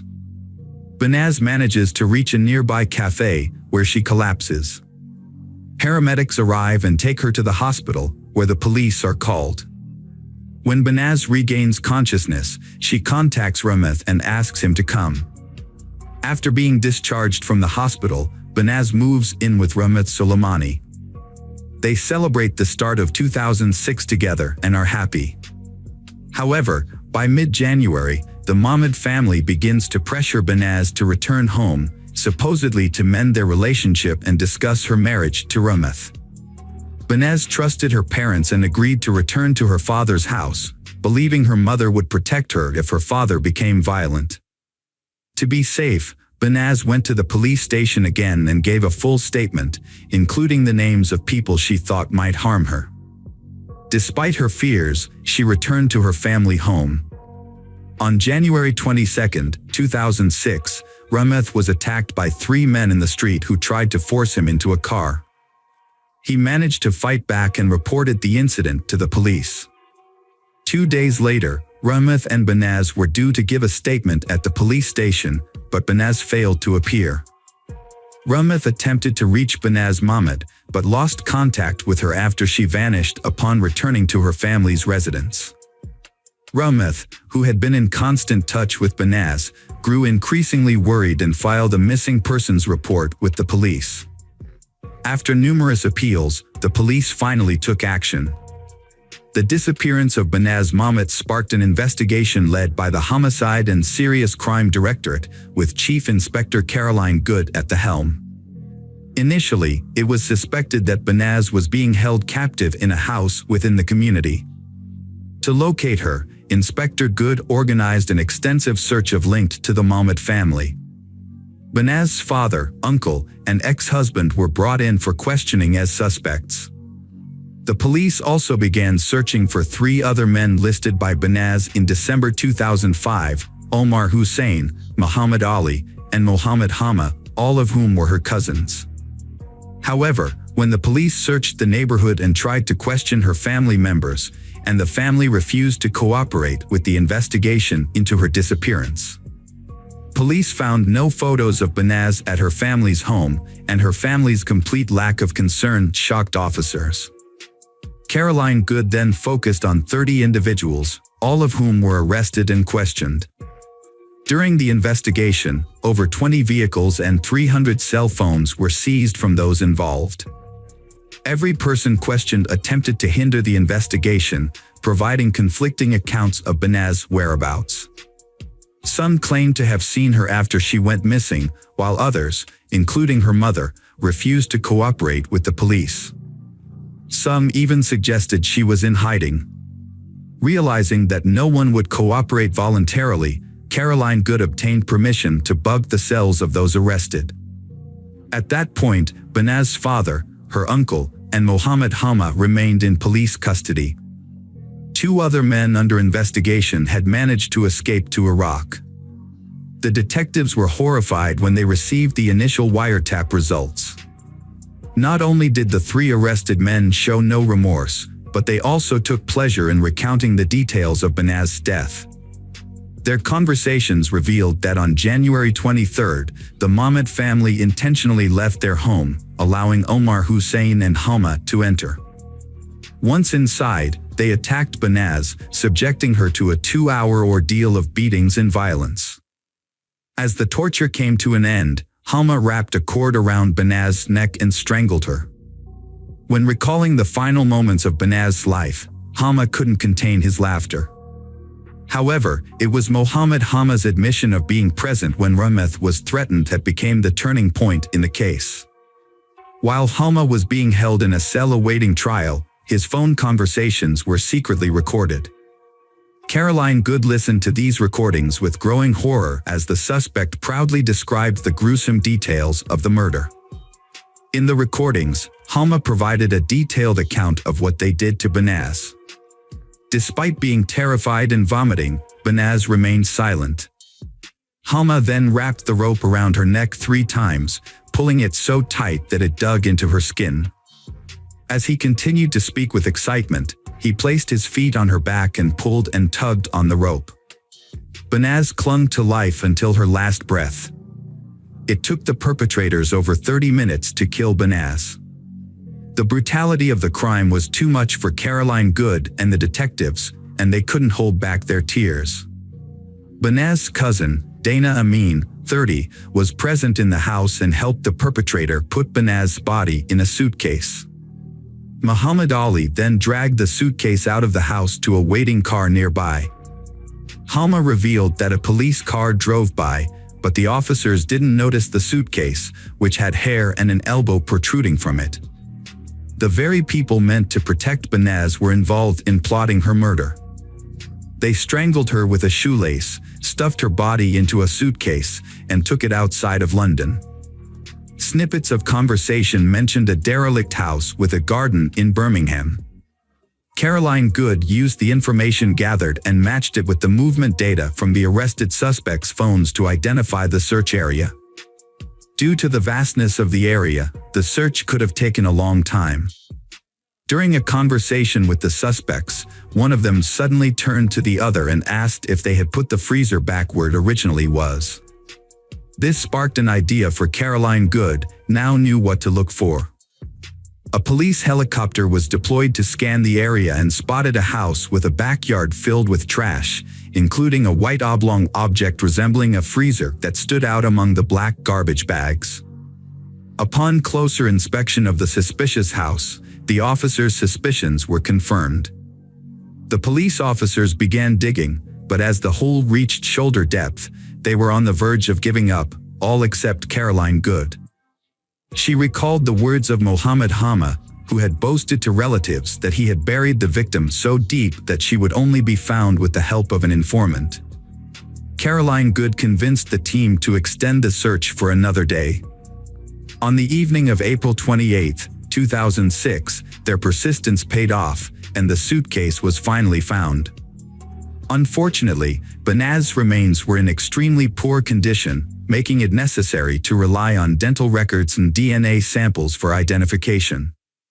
Her body was discovered folded into a fetal position, hidden in a suitcase and buried beneath a freezer in the garden of a Birmingham house. On May 1, 2006, the suspects were formally charged with the crime. However, they displayed no remorse, convinced that their actions were justified. Mohammed Hama even claimed that the case would not go to trial, as he believed he was simply carrying out an act of retaliation. Meanwhile, Caroline Good faced renewed opposition from the Kurdish diaspora community. Following the discovery of Banaz's remains, numerous individuals came forward to provide alibis for the suspects, claiming that they were in public on the day of the alleged and therefore could not have committed the crime. Approximately 50 individuals were involved or connected to Banaz's death in various capacities. Reflecting on the events, Caroline Good recalled feeling intense anger, disgust, and contempt for the men involved. She noted that 50 men had participated in the murder of one woman, and they took pride in their actions, which they saw as a demonstration of their masculinity. In March 2007, the trial against Mahmoud Babakar Mahmoud, Ari Mahmoud, and Mohammed Hama began at London Central Criminal Court. Prosecutor Victor Temple described the crime as a cold-blooded and heartless execution that was orchestrated by the victim's father and uncle. In June 2007, a jury delivered finding all three defendants guilty of the charges and ineligible for leniency. The sentences handed down were severe. The father received a life sentence with a minimum of 20 years, the uncle was given life with a 23-year minimum, and cousin Mohammed Hama also received a life sentence with a minimum term of 17 years. Judge Brian Barker was scathing in his delivery of the verdict, stating, "You decided that your so-called family honor needed to be restored, which meant she had to die and her memory erased. This is a heinous and heartless crime. What kind of honor is it when a father prioritizes his social status over the life of his own child?" A mere 4 months after the trio's conviction, London police were informed that Muhammad Ali had been arrested in Iraq for a crime committed against a young boy. Muhammad Ali had taken his own life. Omar Hussein, the last of the 5 perpetrators, had been hiding in rural Iraq, attempting to avoid public detection. However, in December 2009, he was shot in the leg during an altercation with one of his brothers and required medical attention. Upon arriving at the hospital, police were notified and subsequently arrested him. Initially, Omar Hussein denied being in London in 2005, thereby claiming innocence in Banaz's death. But UK Social Security records revealed that he had been receiving refugee benefits during that time, contradicting his statement. The court ultimately sentenced him to life imprisonment with a minimum term of 21 years. Dana Amin was given an 8 years prison sentence for his role in disposing of Banaz Mahmoud's body and hindering the investigation. A recorded interview with Banaz at a police station implicated her family in the crime. Banaz had previously handed in a letter to a police station in South London, naming individuals who threatened to kill her and her boyfriend Rometh. The individuals named in the letter were from Banaz's family and the wider Iraqi Kurdish community. They were angry about her decision to divorce her husband, who treated her poorly. Despite several attempts to leave him, Banaz returned due to family pressure. The police failed to respond properly to Banaz's situation, which ultimately resulted in her death. However, this case prompted significant changes in how honor-related cases are handled. An inquiry into police misconduct was launched after Banaz's death, and an independent commission investigated 9 police officers for their inadequate response to her allegations. 7 officers received reprimands, and 2 were dismissed. It is essential to recognize the tireless efforts of Caroline Good and her team, who successfully located Banaz's body, secured the conviction of her father and uncle, and brought the escaped perpetrators back from Iraq. Banaz was laid to rest at the Merton and Sutton Joint Cemetery in Morden. A memorial service was held in her honor on June 26, 2007, at the MN Auditorium, followed by the installation of a granite memorial headstone at her gravesite. The memorial was attended by a small group of people, including Rometh Soleimani, Caroline Good, and Banaz's 2 sisters. Notably, Banaz's family did not attend either service. Rometh Soleimani, who had been living in the UK under witness protection, was profoundly affected by Banaz's death. He penned a heartfelt letter expressing his love and grief, describing Banaz as the love of his life and his entire world. Unfortunately, his pain and suffering continued, and in May 2016, 10 years after the tragedy, he took his own life. This was his 3rd attempt to end his life, a devastating consequence of the trauma he had endured. Hello friends, welcome to our channel. Today we're going to take a look at another horrible case with you, the case of Ilana Frick. Ilana Christina Frick was born in September 1977 in Windsor, Ontario, to George and Anna, who had immigrated to Canada from Croatia in the early 1970s.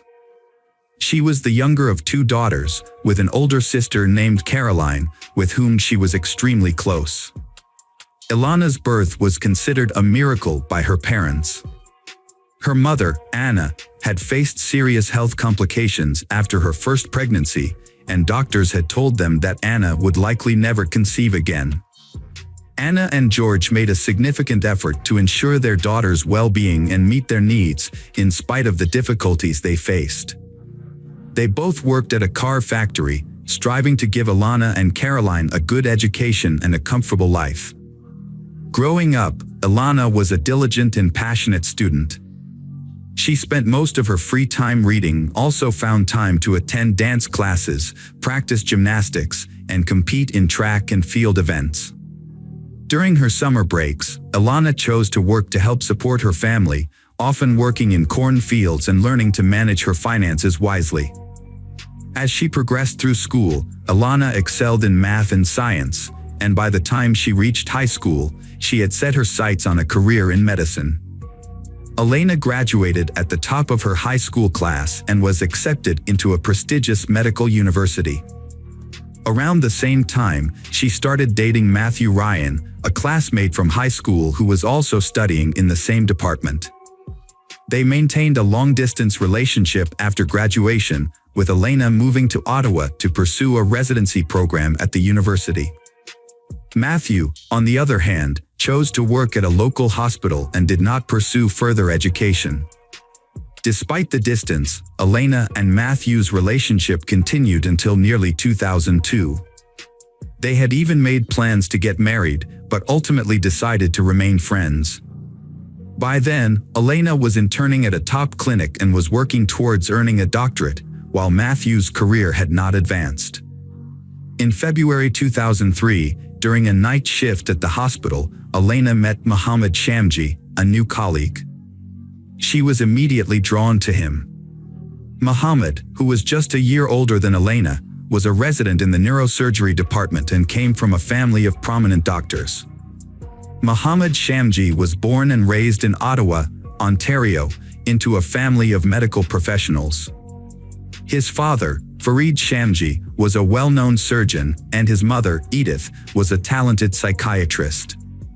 Muhammad's older brother, Ali, also pursued a career in medicine, becoming a medical biophysicist.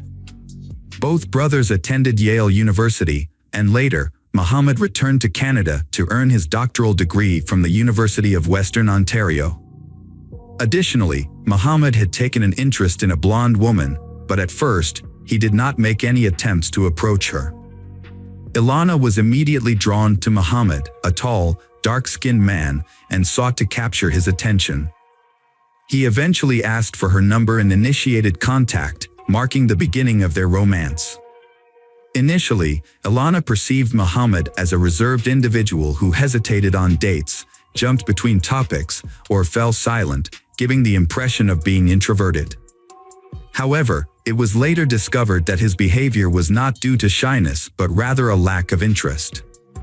Unbeknownst to Ilana, Muhammad was seeing another woman at the time and intentionally kept this a secret. When Ilana discovered she had a rival, she became resolute in her determination to be the only woman in his life. The first year of their relationship was tumultuous, with they breaking up on 3 separate occasions, rekindling. This was largely due to Ilana's persistence in pursuing the relationship.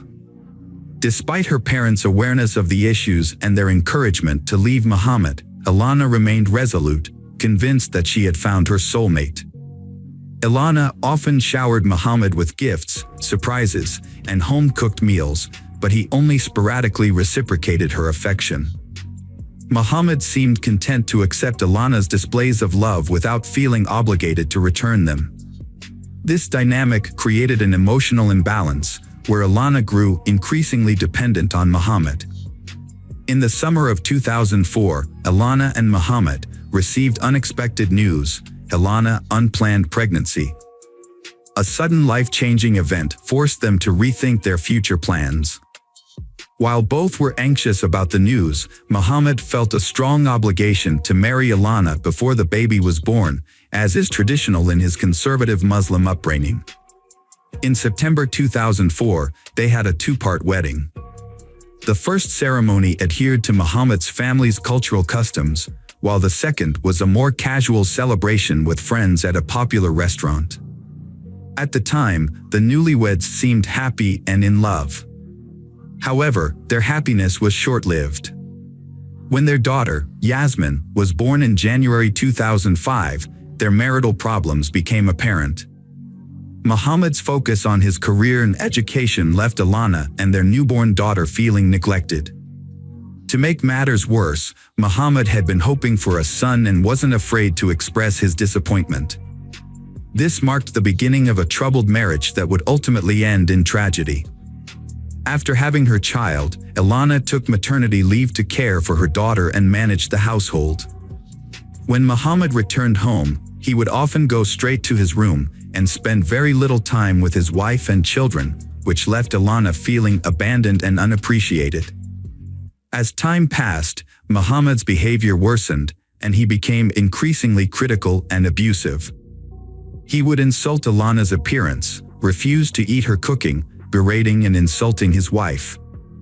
Despite her growing unhappiness, Ilana chose not to confide in anyone, including her close friends and parents, about her marital problems. However, one day, while Ilana was on the phone with her mother, Muhammad returned home in a bad mood and began berating Ilana in front of her mother.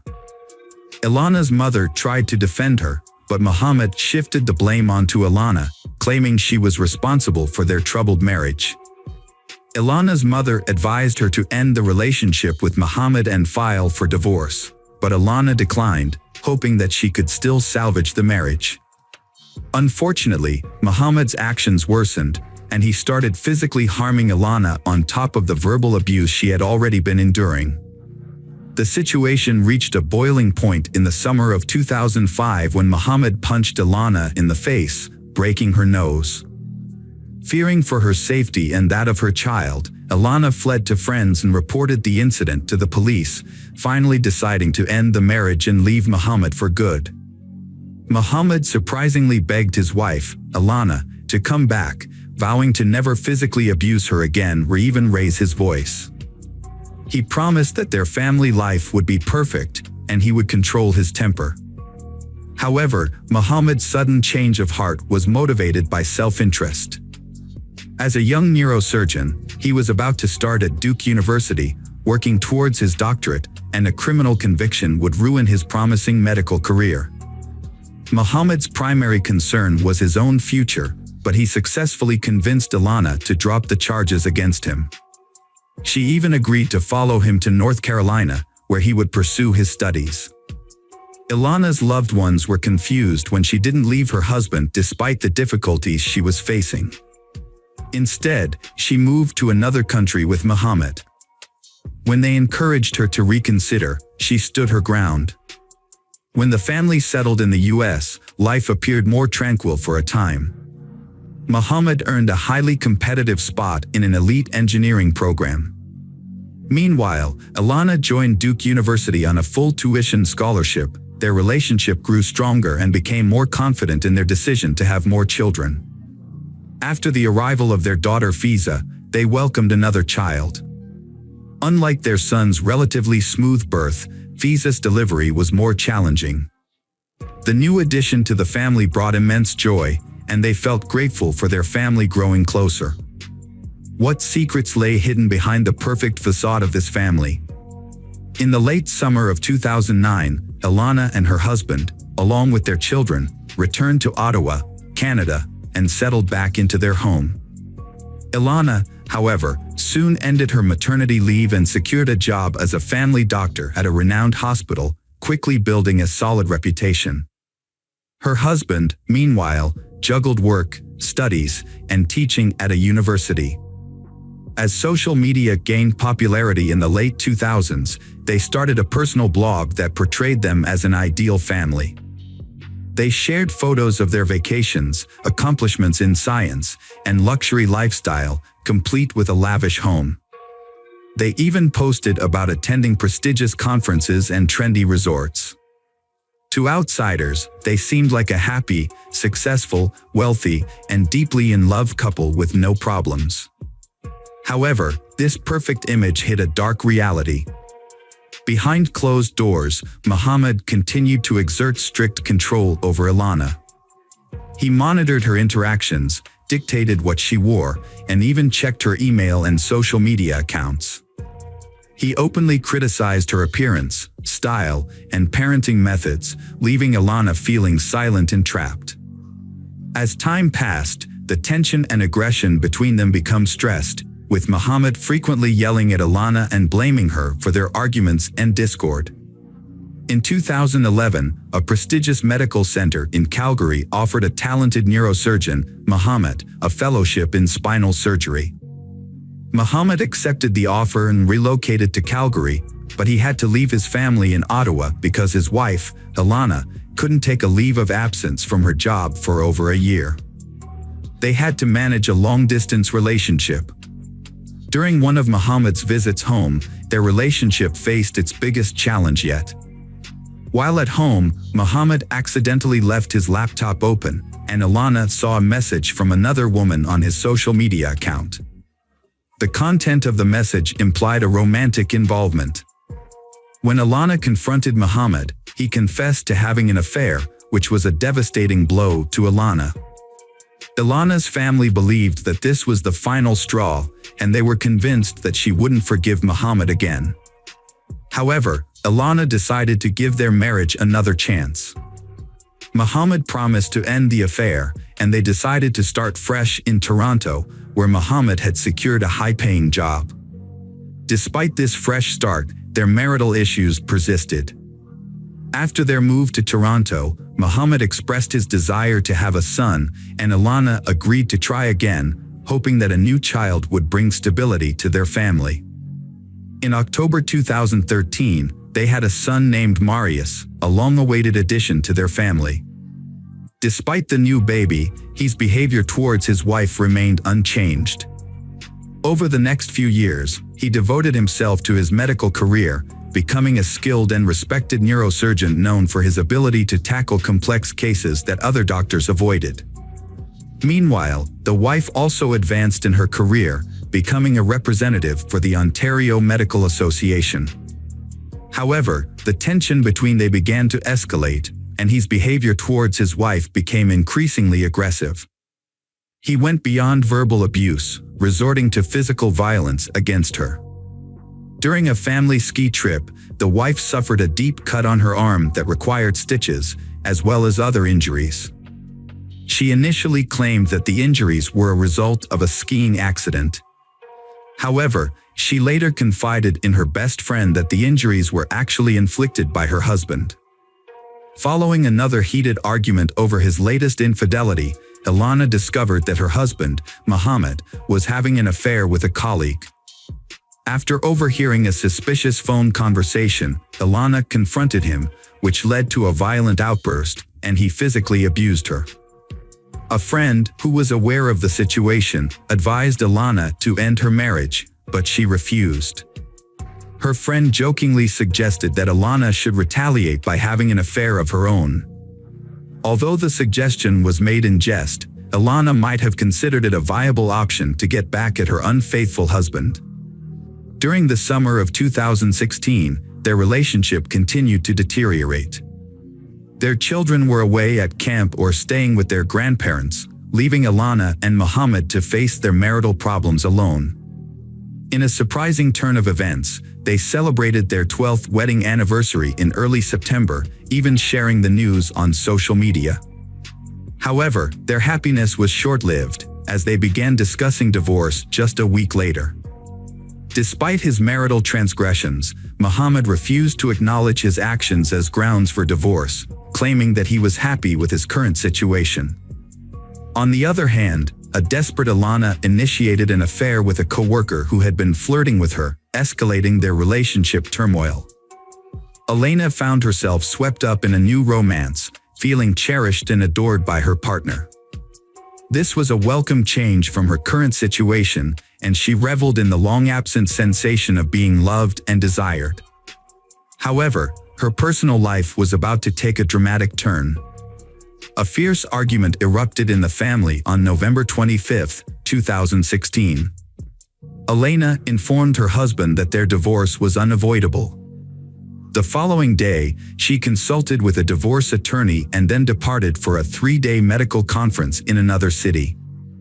While Elena was away, her husband, Mohammed, sent her a series of messages, begging her to reconsider and work on saving their marriage for the sake of their children. Elena returned home on November 30th and made a final phone call to her parents. Although her voice betrayed some anxiety, she reassured them that everything was okay. Unbeknownst to her family, Elena had attempted to call the police that evening, but in her distress, she accidentally misdialed the number, leading to a devastating outcome. On December 1st, Anna tried to contact her daughter Ilana but was unable to reach her. Concerned, Anna called her son-in-law Mohammed to ask what was wrong. Mohammed claimed that Ilana had packed her bags in the middle of the night and left him and their children to be with her lover. However, Anna and her husband were skeptical of Mohammed's story, knowing that their daughter would never abandon her children. They asked a close friend of Ilana's to keep an eye on the Mohammed home while they traveled to Toronto to report Ilana's disappearance to the police. The friend reported that Ilana's car was still parked in the driveway, which only added to the family's concern. When Anna and her husband arrived at their daughter's house, they didn't notice anything out of the ordinary at first. However, Mohammed was agitated and insisted that Ilana was with her lover, repeating the same story he had told the police earlier.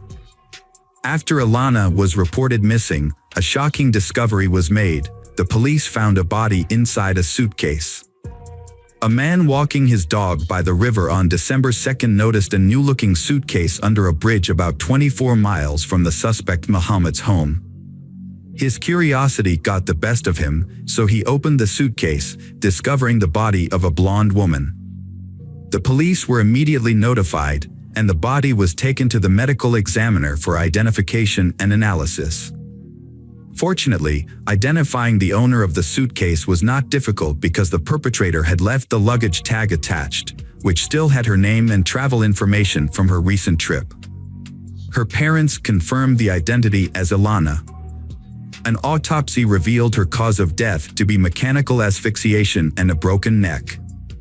Additionally, her body showed signs of abuse with multiple bruises and abrasions. Notably, the victim was found dressed in pajamas with no shoes. Considering the victim's position in clothes, it appears she was placed inside the suitcase immediately after her death. The investigation led to the suspect's arrest later that evening at a coffee shop. Evidence indicated he was planning to leave the country. A lawyer accompanied the suspect during his meeting at the time of arrest. However, law enforcement thwarted the escape. Subsequently, Muhammad, the prime witness turned suspect, was arrested, formally charging him with Ilana's first-degree murder. Muhammad denied any involvement in the incident, but a disturbing detail soon came to light. Their 12-year-old daughter, Yasmin, had unintentionally witnessed her mother's murder. Yasmin reported hearing screams and noise coming from her parents' room, prompting her to rush there. She opened the door slightly and saw her father kneeling behind the bed, while her mother was likely on the floor, out of her sight. Muhammad ordered Yasmin to leave the room immediately, shut the door, and go back to bed. The next morning, he told his daughters that their mother had left. Despite her young age, Yasmin sensed that something terrible had occurred, but she couldn't fathom that her father was responsible for her mother's death. To avoid putting his daughter through the trauma of testifying in court, the accused confessed to the crime. He recounted the events of that fateful evening, stating that he and his wife had argued over her alleged infidelity and desire for a divorce. Muhammad claimed that he didn't intend to harm his wife, but the situation escalated rapidly. The argument turned violent, and when his wife tried to call the police, he knocked the phone out of her hand. She began screaming, and Muhammad struck her multiple times in the face before pinning her to the floor and strangling her with his hands. Muhammad's daughter entered the room, but couldn't see what had happened behind the bed. By the time Muhammad realized his wife was not breathing, it was too late. In a desperate attempt to revive her, he made a fatal mistake, breaking her neck. Panicked, he placed her body in a large suitcase and drove around for hours, unsure of what to do. Eventually, he stopped at a small bridge over a river and threw the suitcase into the water, hoping the current would carry it away. However, the suitcase got stuck against the bridge's foundation, hidden in the darkness. During the trial of the surgeon, a scandal emerged involving his father, Farid Shamji. The elderly man made derogatory comments about his deceased daughter-in-law, trying to justify his son's actions by claiming she had been unfaithful and provoked him. As a result, his medical license was revoked. Muhammad was found guilty of second-degree murder in April 2019 and sentenced to life imprisonment.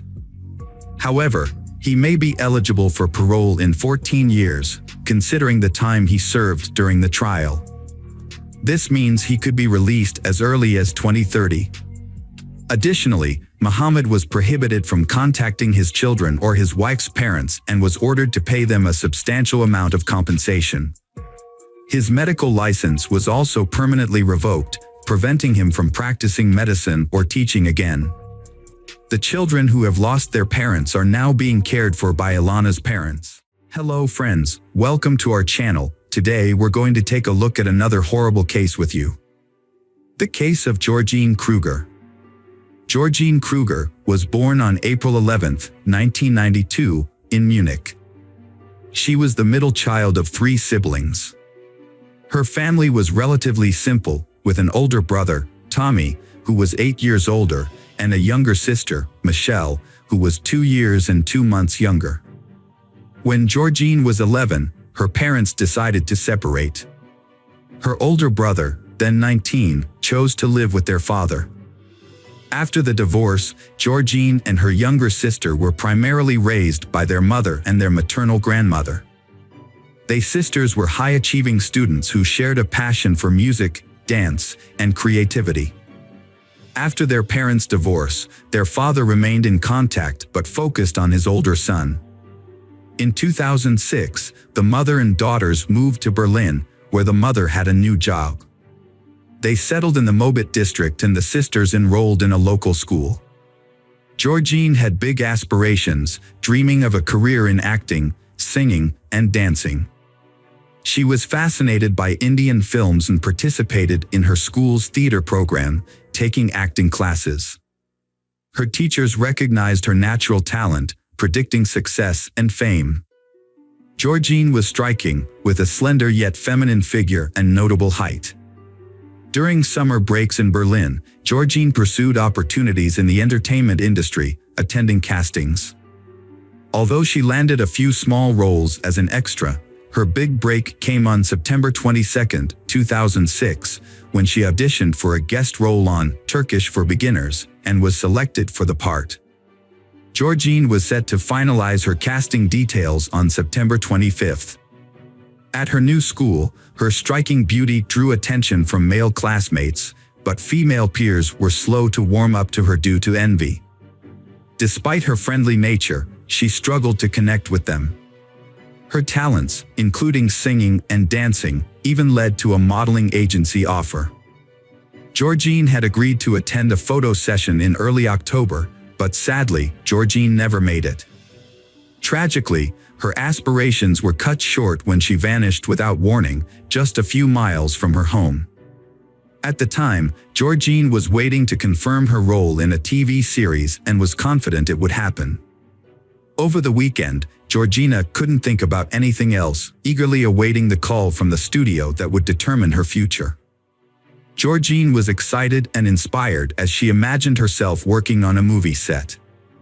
She had an important call coming later that day and had asked her grandmother to answer the phone since she expected to be home by 2 o'clock. After school, Georgine quickly gathered her belongings and headed to the bus stop, boarding the same bus she rode every day, bus number 27, and started her journey home. Georgine got off the bus at Ruorovi, a short walk from her house. However, Georgine never arrived home. Somewhere between the bus stop and her apartment, she vanished. Despite efforts to locate her, Georgina was never seen again. Her grandmother had been expecting her to return from school by 2 p.m. and had prepared lunch. Georgine was supposed to arrive first, followed by her sister Michelle, who had music classes that day. However, Georgina failed to show up, which was unusual, as she was eagerly looking forward to her call and had no plans to stay out. When Michelle arrived home at 3 o'clock, her grandmother couldn't find Georgine. She tried calling, but Georgine's phone was off. Michelle's mother arrived home from work and was informed of the situation. She suspected something was wrong and called the school, confirming Georgine had attended classes and taken the bus home. She then contacted Georgine's friends, but they said she had hurried home. The concerned women reported the Georgine disappearance to the police. Initially, the police were skeptical, thinking she might have gone out with friends, had a disagreement with a classmate, or was simply upset and alone in a park. After investigating these possibilities and verifying that Georgine was not in any of these locations, the detectives started checking accident reports and contacting hospitals, considering the possibility that she might have been injured or harmed on her way home from school. Georgine was not admitted to any hospital. As night fell, an extensive search effort began, including witness interviews. The last reported sighting of Georgine was at the bus stop where she got off and started walking towards her home. Georgine was wearing blue jeans, a light blue t-shirt, a denim jacket, and gray sneakers, and was carrying a pink sports bag with a long strap containing her school supplies and phone. By tracking her device's signal, investigators were able to confirm that Georgine spent the day at school, boarded the bus, and got off at her stop. However, the signal suddenly disappeared about halfway to her home and never reappeared. A search team with dogs was sent to Georgine Street, hoping to find her alive. Police searched homes, interviewed residents and workers, and checked attics and basements, but no one had seen Georgine, and the dogs found nothing. The next morning, flyers were posted throughout the city. Dozens of calls came in about sightings, but all turned out to be false leads. At the same time, investigators started looking into previously convicted local residents, as well as those who had been released on bail. They paid special attention to individuals with a history of crime and those who had shown an unhealthy interest in minors. However, these efforts did not yield any results. Georgine seemed to have vanished into thin air, leaving behind no traces or personal belongings. After several months of searching without finding any leads or clues, the investigation was suspended. The police had no idea which direction to pursue. However, about a year after Georgine's disappearance, an anonymous caller contacted the police station, claiming that Georgine's body was at the bottom of a nearby lake. Although the authorities were unable to identify the caller, they decided to investigate this new information. A thorough search of the lake bed was conducted by highly skilled divers using advanced equipment. Despite their meticulous efforts, no sign of Georgine was found, and the lead ultimately proved to be false. However, this new development sparked renewed public interest in the case, and the media began to discuss and write about Georgine once again. As a result, the police decided to launch another search operation. They re-interviewed neighbors and brought in search dogs, although it was unlikely that this would yield any results. The dogs had been unable to detect Georgine's scent on the day she disappeared, and a year had now passed, making it even more improbable that they would find anything. Despite the investigators' confidence that the Georgine was no longer alive, the Georgine family refused to accept this reality. The mother, in particular, clung to a fantasy that her daughter had run away to India to pursue a career in Bollywood, singing and dancing as Georgine had always dreamed. This comforting delusion allowed her to cope with her loss and continue living for the sake of her younger daughter. In 2016, nearly a decade after Georgine's disappearance, a disturbing incident led to the resurgence of the "monster next door" search efforts. A Stendhal Street resident reported a neighbor who was inviting underage girls to his home. This neighbor, Ali K., a 35-year-old Turkish immigrant, initially appeared to be a respectable family man, married with 3 children. However, further investigation revealed a far more sinister reality. Upon closer examination, police discovered that Ali had been under investigation 4 years earlier for a similar offense. He had lured a local schoolgirl to his basement apartment with the promise of selling her a trendy smartphone at a low price. There, he struck her on the head, coerced her into an intimate act, and then forced her to remain silent. He even provided her with a paper napkin to wipe away her tears and helped her clean up before allowing her to leave. Although she had promised to remain silent to escape her attacker, she immediately confided in her parents about the incident as soon as she was safe. Together, they reported the incident to the police, revealing Ali's violent actions. The schoolgirl described his basement storage room, which resembled a chaotic space. The man, Ali, was arrested on the same day, but he strongly denied any wrongdoing and provided his own account of events. According to Ali, he was selling a gadget, and she had expressed interest in buying it. They went to the basement together to examine the device, where she allegedly said she couldn't afford it but was willing to pay in another way. Ali claimed that she started kissing him and undressing, and when he tried to push her away, she fell and hit her head, explaining her injuries. However, Ali maintained that no intimate contact occurred, as he had used protection which he later disposed of. Ali's wife, Malik, supported her husband's version of events and accused she of attempting to seduce him. Ultimately, Ali received a suspended sentence for causing moderate bodily harm. Now, with the police re-examining the disappearance of Georgine, they decided to investigate Ali thoroughly once again. Ali was a man without a steady job, relying on odd jobs and government benefits to get by. He had a passion for gambling, which often led to debt. Despite his financial struggles, he made an effort to present himself well, wearing fashionable clothes and trying to appear younger than his age.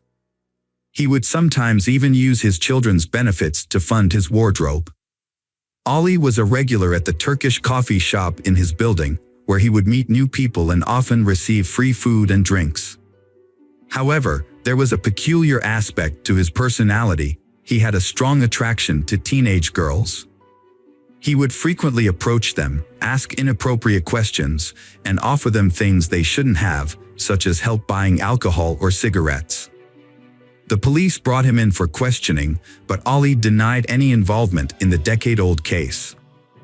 A search of his storage room in the basement did not turn up any evidence of the missing schoolgirl. However, detectives noted that the space seemed more like a meeting place than a storage area, which added to the suspicion surrounding Ali. Detectives discovered that Ali had significant debts, unknown to his wife, after losing around 10,000 euros in poker, and he was struggling to find a way out of this financial predicament.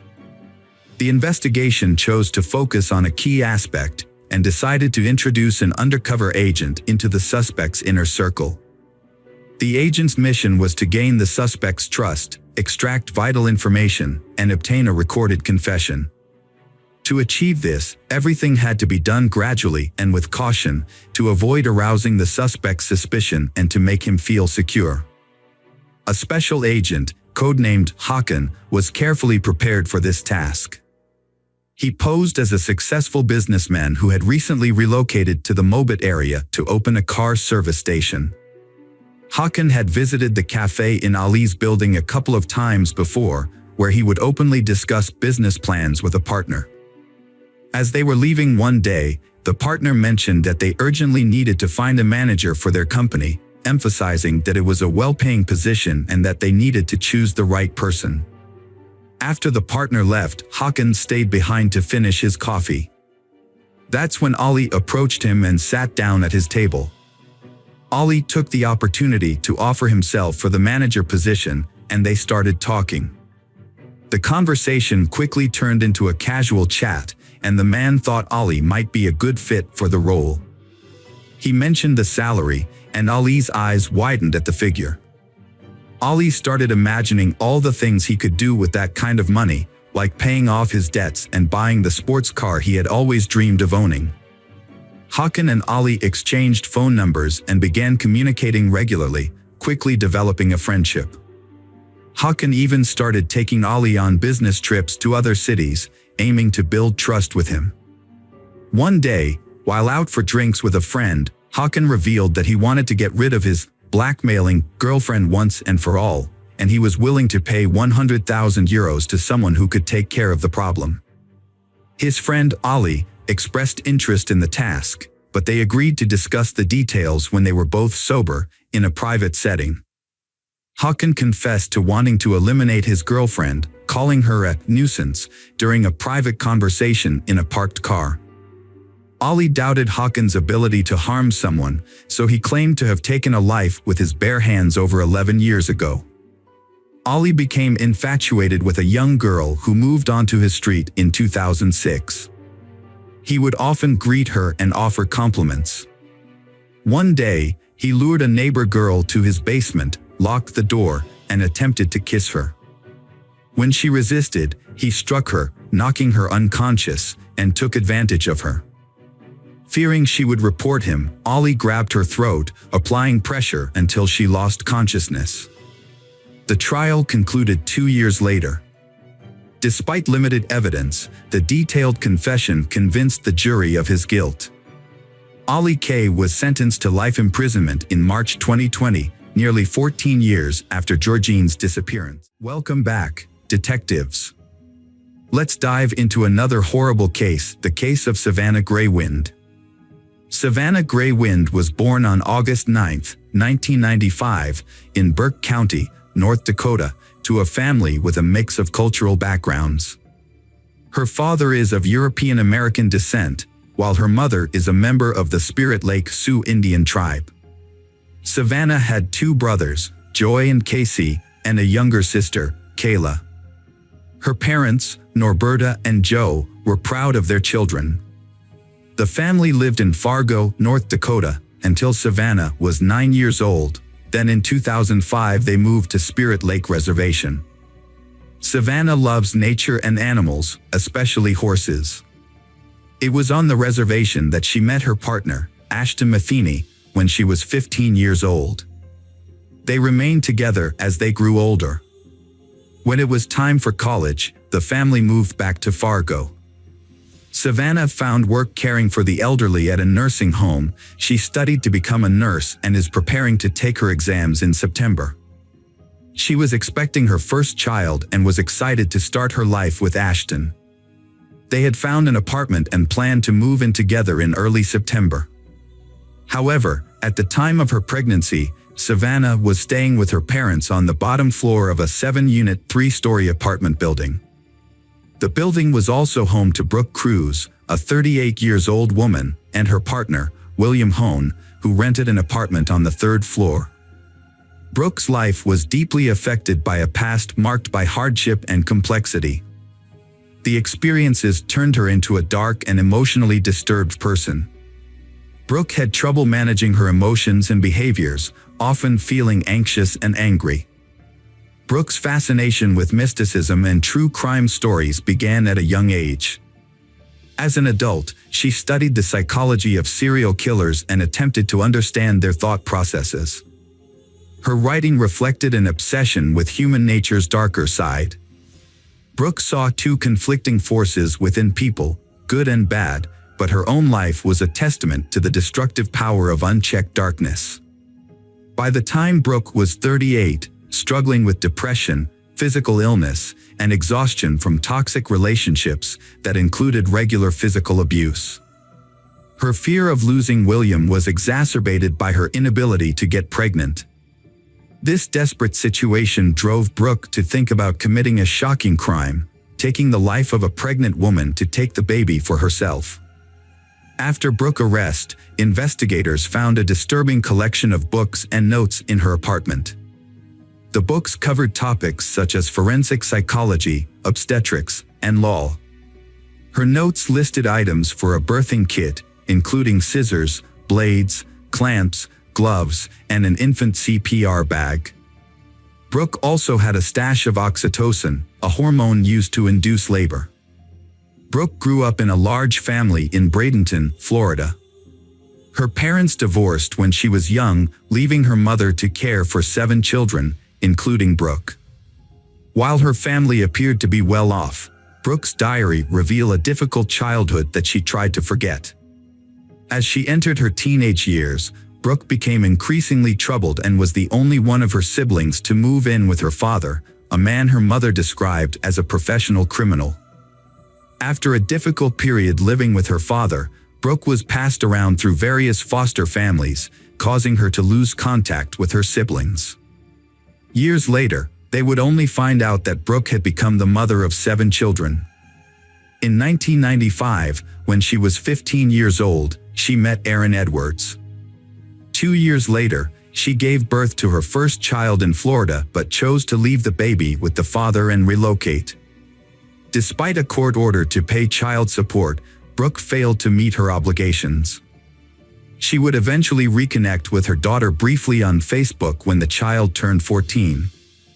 Brooke worked multiple jobs, including as a waitress at the Chinese Dragon restaurant, a sales representative, and an animal specialist at Petland in Florida. However, her life was further marked by brushes with the law. In 2002, the 23-year-old was jailed in Missouri for document falsification but was paroled on August 31, 2022. Unfortunately, her freedom was short-lived, as she was rearrested and jailed in Texas for violating her parole. By the time Brooke was 27, she married Carl Cruz, a carpenter from Minnesota, in 2006. She gave birth to 2 children and worked as an administrative assistant at her husband's carpentry shop. However, Brooke had an affair, which ultimately led to their divorce in June 2009. Carl Cruz gained custody of their children, and Brooke moved to California without explanation. The only thing she did carefully and diligently throughout her life was to keep diaries, meticulously recording events as they unfolded. After a terrible crime has occurred, the diary was published in the press. The diary told of a string of lovers, home births, and abortions. At first, many of these relationships seem healthy and loving. However, over time, the men in her life begin to control her by making her feel inferior. Brooke felt that Carl Cruz bullied and humiliated her, making her feel like a bad and promiscuous mother. Despite these negative feelings, after moving to California and filing for divorce, Brooke surprisingly returned to Carl Cruz's house. She then registered on a dating website and started taking psychology classes seriously. Brooke met Andrew Murray, a chef from Katoomba, New South Wales, Australia, on the dating site Tagged. Brooke decided to move to Australia to be with Andrew. However, before leaving, she was involved in a dispute with Carl Cruz over child custody in January 2012. During the argument, she grabbed a knife and attacked Carl Cruz. The police arrested her and charged her. Although she denied the allegations, she chose not to wait for her court hearing and instead fled to Australia using false immigration documents. Once there, she married Andrew. Andrew's marriage to Brooke lasted only 6 months. During that time, he discovered her past, including a previous husband and children in the US, as well as fake immigration papers. According to Andrew, Brooke threatened him for helping her, prompting him to report everything to the police as a precautionary measure. Andrew remembers their marriage as a time when Brooke became intensely interested in crime and the behaviors of serial killers. Brooke's interest in crime began as early as 2012, when she was studying psychology and nursing. Her thesis focused on serial killers, and she spent a lot of time reading about them. In total, Brooke spent 6 months and 10 days in Australia before returning to the US in October 2012. However, after returning to the US, she became embroiled in a lengthy custody battle for her 2 children. Reconciling with Andrew might have given her a chance to start over, but instead, she met William Hone, a 28-year-old man with a history of child abuse, in late 2012. Brooke fell in love with William, a man who had been divorced twice. Despite his troubled past, Brooke was optimistic about her new life. She took a job and began to rediscover herself. In 2013, Brooke decided to pursue a degree at Minnesota State University, enrolling in courses such as social behavior, psychology of deviant behavior, and research methods. She was particularly drawn to the psychology of serial killers, and her paper on the subject earned her top marks. Brooke's relationship with William was loving and kind at first, creating a peaceful home for their children. However, over time, the relationship became codependent, marked by joint substance abuse, and the problem is getting more and more tense. As Brooke's relationship deteriorated, her well-being suffered. She began to withdraw from her children, struggled in her job, and became increasingly fixated on her research into the darker aspects of human psychology. In 2014, Brooke's life and spirit changed dramatically after a series of terrible things happened to her. The specifics of these things are not disclosed, but they appear to have had a profound and lasting impact on her mental health. Brooke suffered a panic attack and was rushed to the hospital, where she was diagnosed with post-traumatic stress disorder. In the following year, Brooke's relationship with William began to deteriorate. She expressed her feelings of emptiness in her diary. She felt neglected, which led to her starting to isolate herself from others. Brooke's physical and mental health continued to decline, and she was eventually diagnosed with a gallbladder disease. This led to a significant decline in her overall well-being, causing her to become reclusive and rarely leave her house. The situation took a turn for the worse when Brooke's partner, William, became violent. In May 2016, the police responded to a call and found that William had brutally beaten Brooke in the bathroom. He pleaded guilty to assault and was banned from approaching her. However, he failed to comply with the restraining order and was found in Brooke's apartment 6 months later. The relationship between Brooke and William continued, but it was no longer healthy. However, one issue remained: William wanted a child, while Brooke was unable to have one due to a 2011 abortion. In 2017, after a fight, Brooke fabricated a pregnancy to prevent William from leaving her. To convince him, she sent him fake proof, including a false ultrasound picture and a photo of a positive pregnancy test. Brooke found an online recording of a random baby's heartbeat and presented it to William, claiming it was the heartbeat of the child she carrying. In reality, there was no pregnancy. William had already shared with friends and family that Brooke was pregnant, and in an attempt to save face, he pressured her to actually have the baby. Brooke understood William's statement as a final decision and thought he was insisting that they adopt a child from someone else, specifically their pregnant neighbor Savannah, who lived 3 floors below them. Brooke, who had medical knowledge, began making a list of what she needed to induce labor. One Saturday afternoon in August, Brooke deceived Savannah by offering her $20 to model a dress, claiming it was one she was currently sewing. Savannah agrees and goes to Brooke's apartment, unaware of Brooke's true intentions. Meanwhile, Savannah had ordered a pizza, expecting to eat it when she returned home. Savannah did not return home at the expected time. The brother went upstairs to the apartment Brooke's around 2:30 p.m. and heard the sound of a sewing machine, but no one answered the door. A short while later, Savannah's father, Joe, also went upstairs and knocked on the door. Brooke, who was with Savannah, yelled out that they were still working on a dress and that Savannah was trying it on, which is why they couldn't open the door. When Norberta returned home, she found that the pizza was untouched. She texted her daughter several times but received no response. She then went upstairs to the apartment, where a neighbor informed her that Savannah had left a while ago after finishing her dress fitting. Norberta became anxious and searched her apartment. Finding that Savannah's shoes, purse, car keys, and other belongings were still there. Savannah had been experiencing heat and swelling that made it painful and difficult for her to walk, so it was unlikely that she had gone for a walk. Norberta called Ashton Matheny, hoping that he might have picked up Savannah, but he replied that he hadn't heard from her either. Growing increasingly worried, Norberta called the police and began driving around the neighborhood, searching for her pregnant daughter. Norberta was driving and thought that if Savannah had gone out, Norberta would have found her nearby. Later that day, the police searched Brooke and William's apartment because it was the last place Savannah was seen. They allowed the police to enter and didn't interfere, but since the police didn't have a warrant, they didn't check inside closets or behind closed doors. The police informed Savannah's family that since she was considered an adult, she had the right to make her own choices. They also stated that without evidence of a crime, there was no requirement for them to keep the family updated on her situation. The investigators concluded that Savannah had left voluntarily.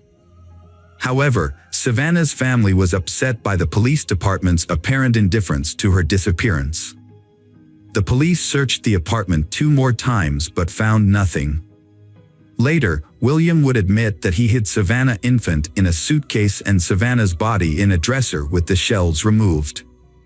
2 days after Savannah's murder, William and Brooke drove to a bridge over the Red River, carrying the dresser with Savannah's body, and dumped it into the water. On August 23, 2017, William's co-workers reported to police that he had mentioned having a baby at home. Around the same time, residents of the apartment building where Williams lived hearing a baby crying from apartment number 5, prompting them to notify the police. With this new information, officers obtained a warrant and conducted a thorough search of the apartment, where they found a live newborn baby girl. Brooke later revealed that Savannah had given her the baby. According to Brooke, Savannah had given birth to the baby just 2 days after she went missing. Savannah had confided in Brooke that she didn't want the baby and had asked for Brooke's help in inducing labor. 2 days later, At 3 a.m., Savannah arrived at Brooke's home with the baby in her arms and handed the infant over to her. After Savannah was reported missing, the police took her baby into temporary custody.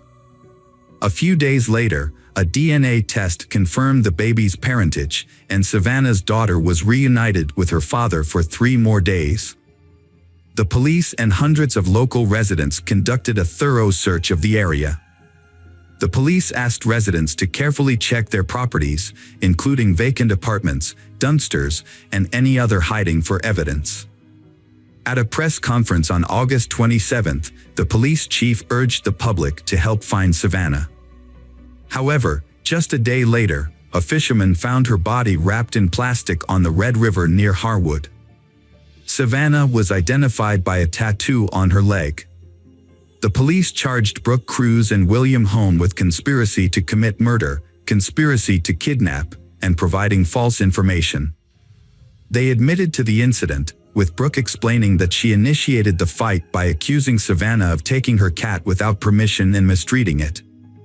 The argument turned physical, and Brooke pushed Savannah, who fell and hit her head on the bathroom sink, losing consciousness. Brooke used a knife to remove the baby from Savannah, making a cut from hip to hip. As she did this, Savannah went consciousness. When questioned, Brooke confirmed that William was not aware of the plan beforehand. According to Brooke, William came home, entered the bathroom, and saw Savannah. He asked if Savannah was alive, and Brooke replied that she didn't know. William then left the bathroom briefly, returning in his underwear with a rope. He used the rope to strangle Savannah. After the murder, Brooke and William cleaned the floor and walls. Then stuffed Savannah's body into a bathroom closet. When the police arrived, Brooke attempted to remain calm. The officers searched the apartment, but their search was superficial due to the lack of a search warrant. As a result, they did not look in closets or dressers. According to Brooke, the child was under a blanket on the bed next to William during the searches. The child was calm and did not cry, so the child was not discovered. By the time of the third inspection on August 20th, Savannah's body had been moved to a dresser, and the infant was hidden in a suitcase. On August 21st, Brooke and William disposed of a dresser by taking it down the stairs, loading it into their Jeep Cherokee, and driving it to the river. William denied participating in the crime, but admitted to hiding a newborn baby girl and providing false information to police to cover up the crime. Both Brooke and William were set a bail of $2 million, which William thought was an unrealistic amount. Brooke was later sentenced to life in prison without the possibility of parole. Although William's participation in the crime was not proven during the trial, he was found guilty of kidnapping and sentenced to life in prison after pleading guilty. A cellmate of Brooke's, Jennifer Robinson, testified against Brooke, claiming that Brooke had confessed to strangling Savannah with a rope after discovering Savannah's affair with William. In May 2019, William was sent to prison. On October 7, 2019, he appealed to the Supreme Court. After a review of his sentence, Judge Olin, who had originally given William a life sentence, decided to give him the longest possible sentence allowed at the time, which was 20 years in prison. Since William had already spent 775 days in prison, he would have to serve more than 7 additional years. Savannah's baby, Hasley, is now 6 years old and attending kindergarten. The Savannah's parents regularly post updates on their public Facebook page about their granddaughter's life. The case has received significant attention, and Norberta believes that her daughter's disappearance was not taken seriously because Savannah was Native American. She thinks that if Savannah were white, her disappearance would have been treated more seriously. Welcome back, detectives. Let's dive into another horrible case. The case of Kaler family. James Craig Kaler was born in Weatherford, Texas in 1963, and his future wife, Karen Kaler, was born in the same city 2 years later.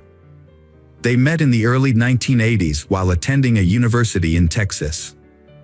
At the time, Craig was a senior studying engineering, and Karen was a freshman in the humanities department. Despite their different fields of study, they quickly discovered common interests and started a romantic relationship. After graduating, they had a small, intimate wedding with close friends and family. They welcomed their first child, Emily, in 1991, followed by Lauren in 1993. The family lived in a cozy house in Weatherford and enjoyed a comfortable lifestyle, with a higher-than-average income for their area. In 1999, Craig received a lucrative job offer from a major utility company in Weatherford, which coincided with the birth of their son, Sean. Craig adored his son and, with his increased salary, purchased a spacious house in the city's most prestigious neighborhood and a family car. Karen stayed at home to care for their children, and Craig became the primary breadwinner. From the outside, their family appeared to be living a perfect life. Their 3 children have also had many successes in their fields. Emily and Lauren are talented in sports and music. Emily studies at a prestigious pharmacy college and Lauren hopes to attend a conservatory. Sean, on the other hand, showed a keen interest in mathematics and had dreams of becoming an archaeologist. The family's home life seemed idyllic, Craig providing for the family and Karen taking care of the household and raising the children. However, the family was struggling with hidden problems. In 2007, Karen confided in her sister Linda, revealing that she was on the verge of a nervous breakdown due to Craig's controlling behavior. Craig exerted total control over Karen's daily life, demanding a detailed account of every expense, no matter how small, and requiring her to report her whereabouts at all times. The family lives on a strict schedule, with Craig setting their daily routines, including bedtime, wake-up time, meal times. This rigidity makes Karen feel suffocated and trapped. Over time, Craig's need for control grew stronger. He became more demanding and selfish, scheduling Karen's every move. She felt like she had no time left for herself, there was only duty to complete. Karen tried to meet her husband's demands, hoping he would ease up and they could return to their normal life. However, Craig seemed to enjoy exerting control and refused to change. Linda was extremely worried about her sister's confide. Like everyone else, she saw Craig as the ideal husband, father, and family man, only to discover he was a controlling man. Despite this, Karen didn't want to break up her family. Additionally, she and her children relied on Craig financially. So, she decided to find a job that would give her a stable income. She joined a local gym without telling her husband, using it as an escape to clear her mind and work through her emotions.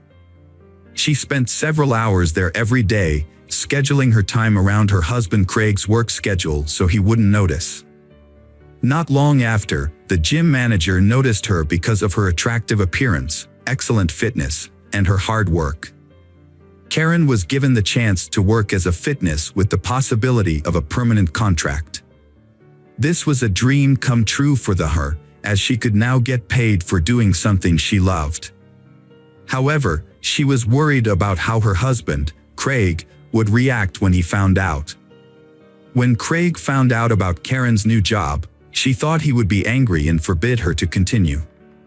Surprisingly, he received this news calmly and even seemed pleased that she had found a way to make money on her own. He had a few conditions. She had to be home when he arrived, cook meals, and not let her new job interfere with their intimate life.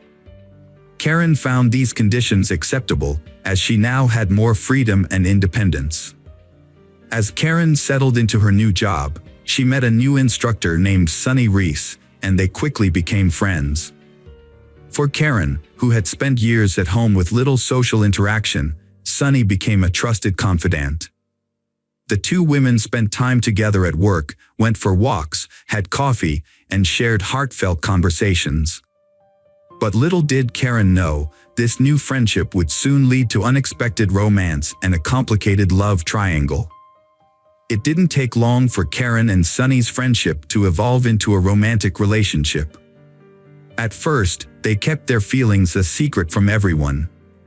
However, after some time, Karen decided it was necessary to be honest with her husband, Craig. She spent months preparing for this conversation, searching for the right words and worrying about the potential consequences.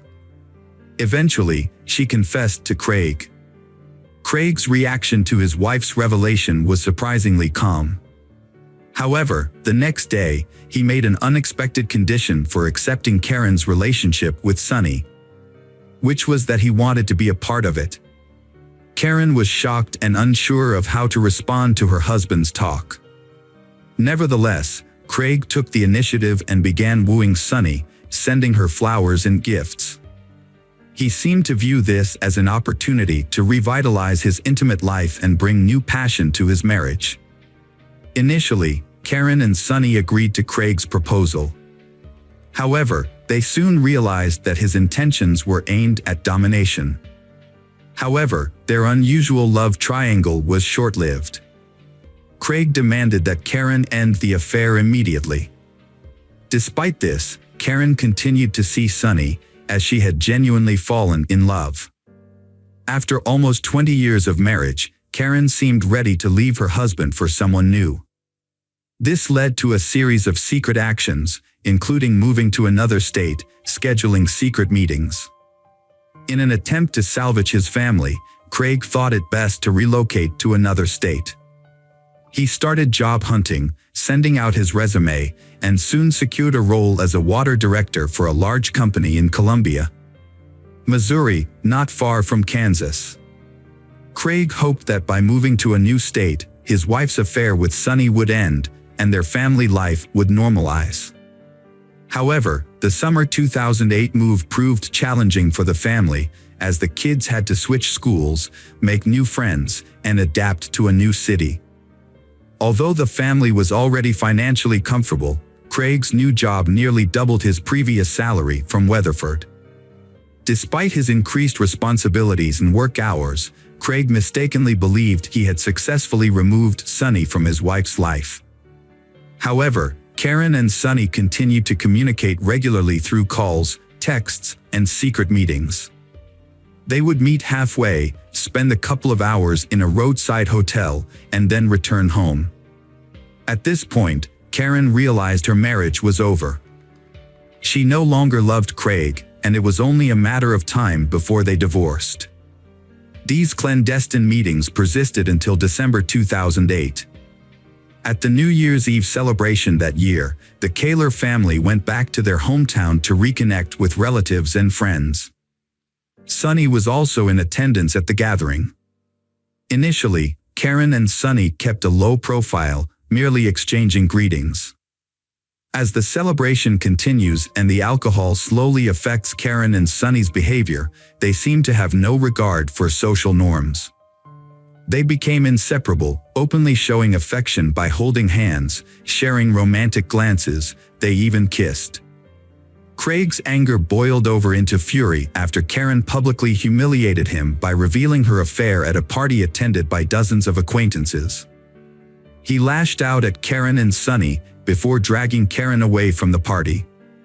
In his rage, Craig lost control and physically assaulted Karen, ripping her dress and slapping her, causing her to fall and hit her head. The incident marked the beginning of the end of their marriage. A few days later, Karen announced she was leaving Craig and initiated divorce proceedings, seeking custody of their children.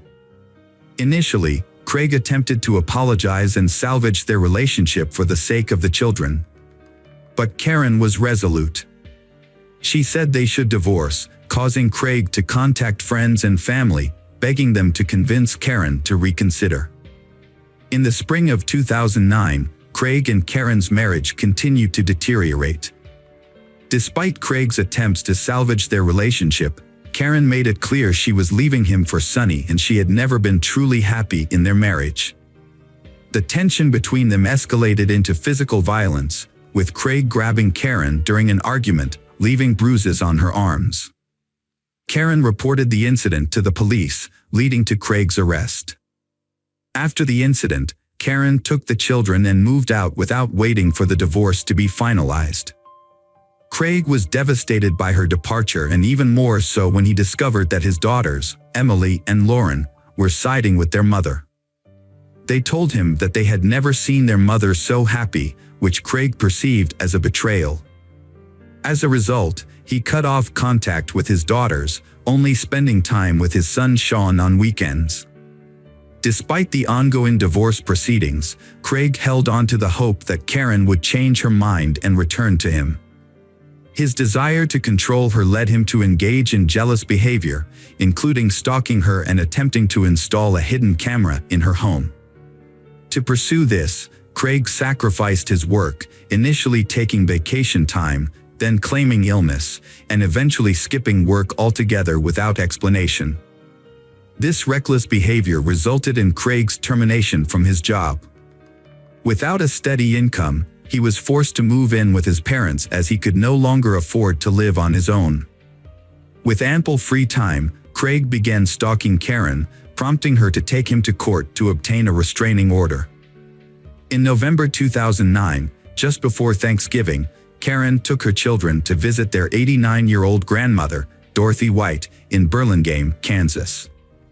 On the evening of November 29th, the Burlingame police received a distress call about a suspicious van and reports of gunshots. Dorothy's neighbors reported witnessing a small truck pull up to her house. A man exit the vehicle and enter the house. They claimed to have heard screams and gunshots, but were uncertain. The man then left the house, got back into the truck, and sped away. The neighbors did not attempt to apprehend him, fearing he was armed. When police arrived, they were met by 10-year-old Sean Kaler, who was frantically calling for help. Although Sean was unable to explain what had happened, it was clear that a horrific scene awaited the police. Inside the home, near the front door, Sonny was found lying in a pool of blood but surprisingly still alive despite having 2 gunshot wounds. In the kitchen, police discovered the lifeless body of 44-year-old Karen, who had been shot in the chest and then fatally shot at close range in the head. The body of her oldest daughter, 18-year-old Emily, was found between a wall and a couch. It appeared that Emily had attempted to hide from her enraged father but was caught and killed with 2 point-blank shots.